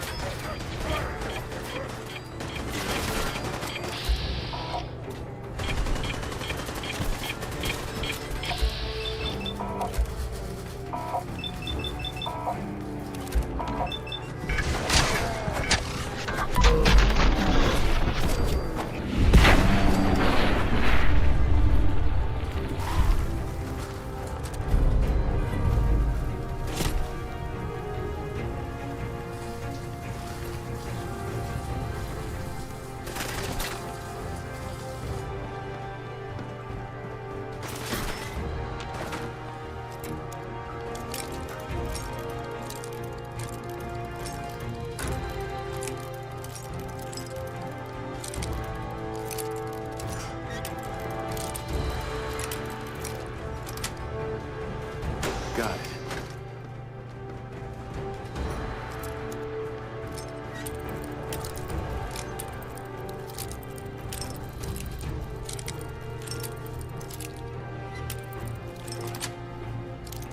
Sweet. Who's there? Go ahead and hide, little bleeder.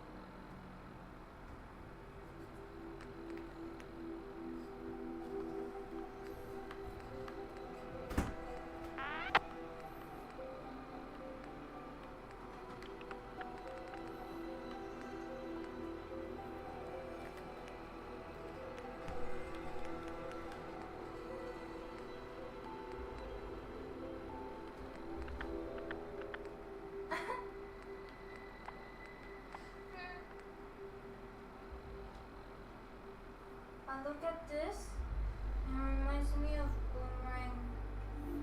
Because every time I play Boomerang, I always pick up the kettle. And now I just see the pit fall out because every time I just die. Because they keep killing me.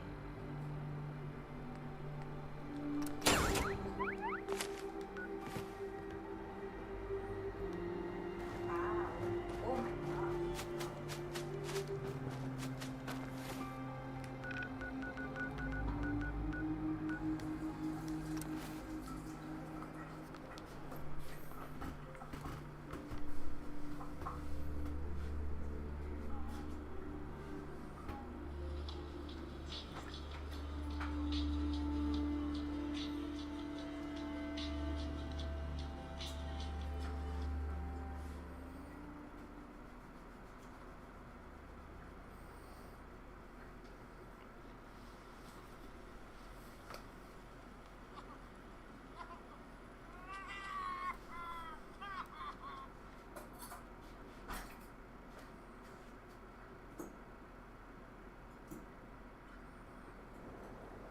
You can't be serious. You know those synths with the plastic faces? They creep me the heck out.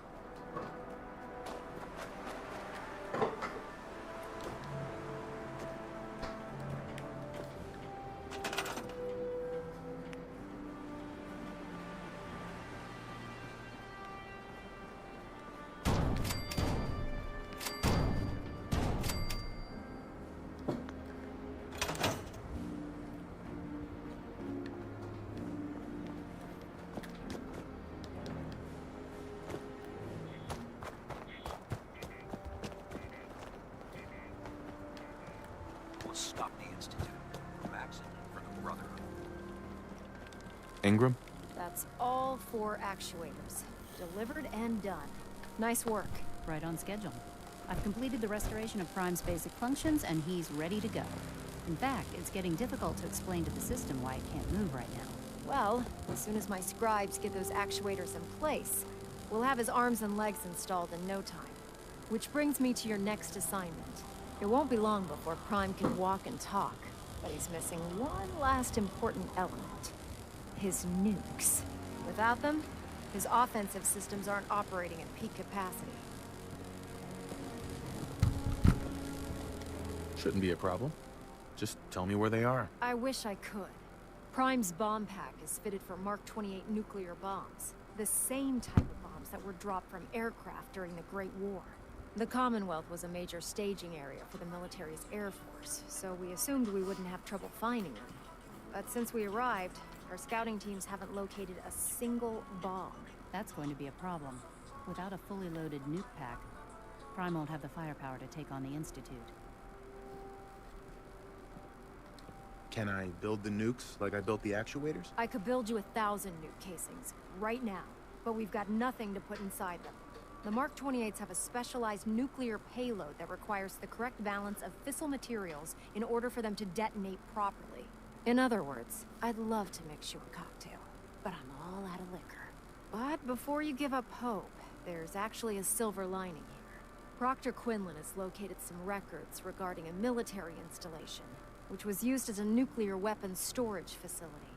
We're fairly certain this included a stockpile of the Mark 28s. The catch is that the installation is located somewhere within the glowing sea. What if I told you that meant?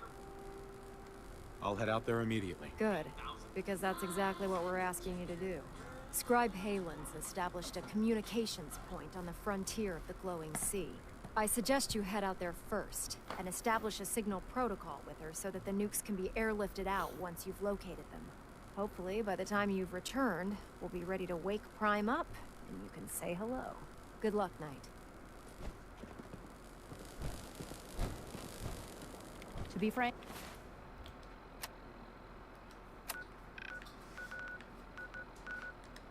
I don't agree with Father's decision, but I'll accept it.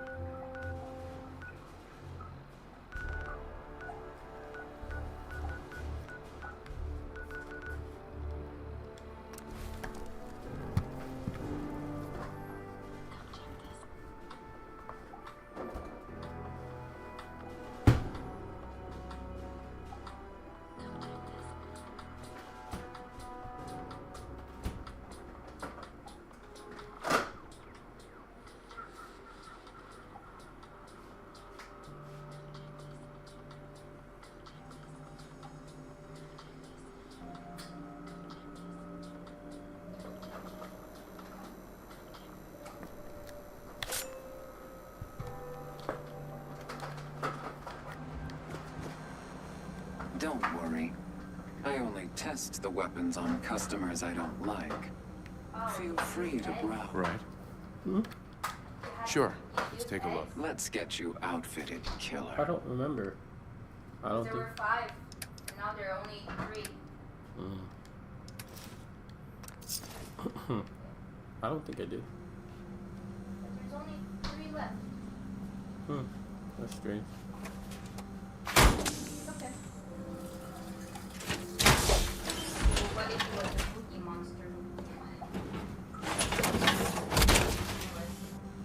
We'll get eggs, so I Feel can free make to my take egg. point.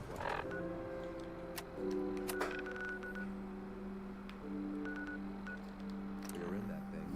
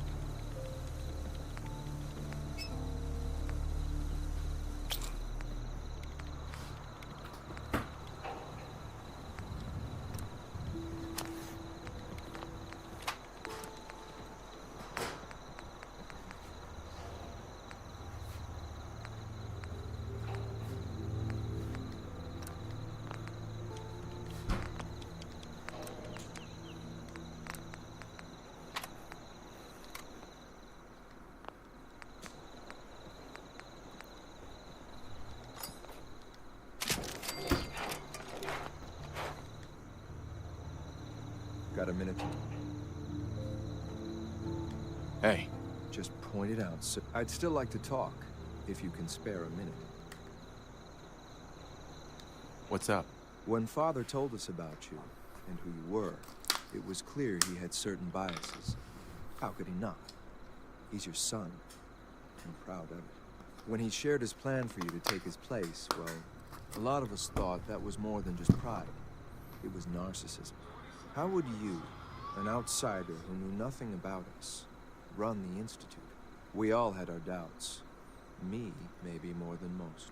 But now, after watching the way you operate, well, I have to admit, I was wrong. It's clear to me now that Father knew what he was doing, and I should have trusted him. You should have more faith in him. I know. Believe me, I appreciate everything he's done. Probably more than you realize. I know that you haven't had much time with him. But I can tell you honestly, sir, Father is a great man. I believe in his plan for the future. I'll do anything in my power to make sure that future becomes a reality. Do I like wading through the filth that is the Commonwealth and all of its vermin? Of course not. But if that's what the Institute needs me to do, then I'll do it. My point is, you should be proud to call him your son. I am proud. I'm glad to hear that, sir. Anyway, I've said what I wanted to say. Thanks for listening.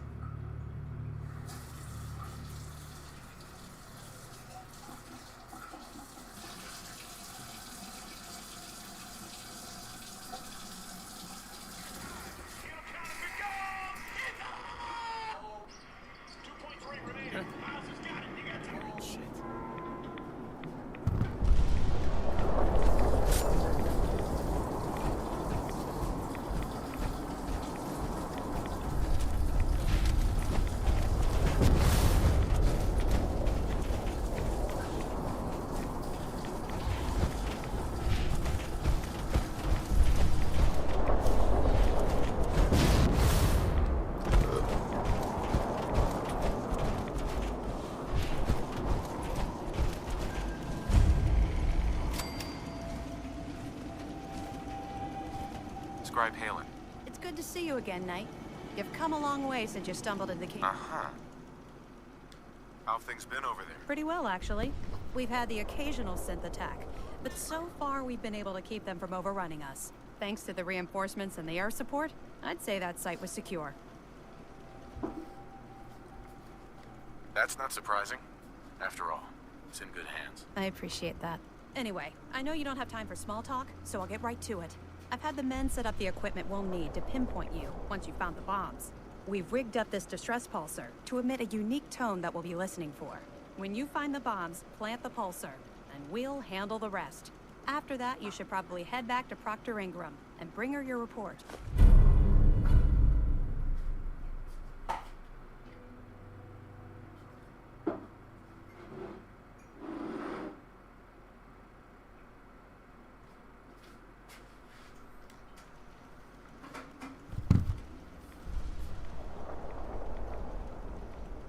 Doesn't sound too difficult. Ah, no. Not at all. You're only heading back into the most inhospitable place in the entire Commonwealth. Look, I know you've been through the glowing sea before, but remember to keep an eye on your Geiger counter. If you don't, the radiation will cook you from the inside out. Good luck, Knight. Now that we have intelligence on the Institute, we can use it against them to gain the upper hand.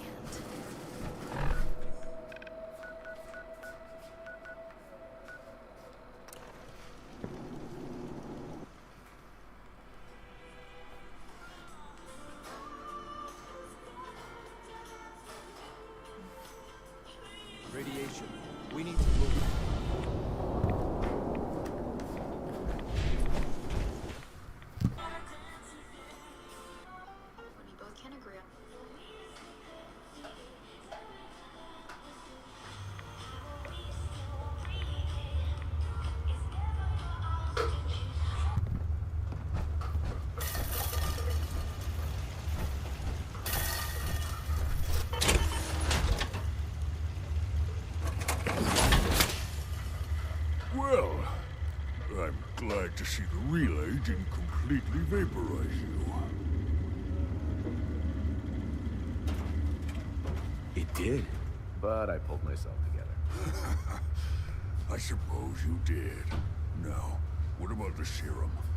Did you find it? Got it right here. That's it. That's really it. Right? Let's see. Retrovirus has matured nicely. Density gradient is high. Recombinant counter-intron sequences look stable. Transcriptive exon strands have formed. Has the reverse transcriptase survived the nucleotide synthesis? Excellent question. Yes, it has. Fascinating.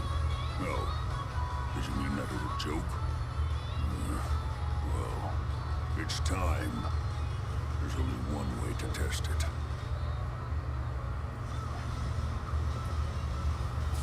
All right. Here we go.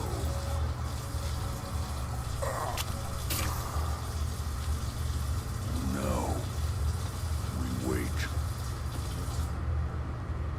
That's it? What? Did you expect me to transform right before your eyes? This is science, not a two-cap magic show. I'm gonna rest for a while. I'm back in a few days, maybe a week, and... well, I guess we'll see. In any event, you kept your end of our bargain. Thank you.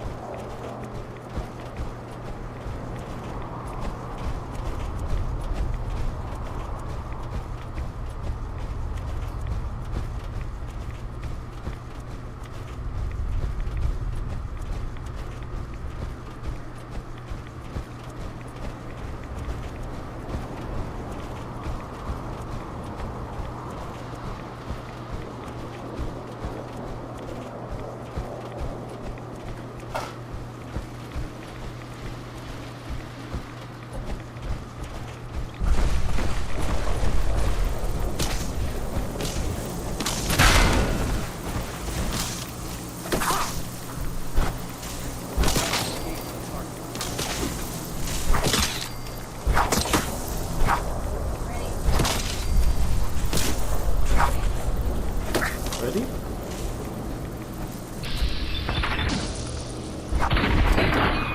Okay.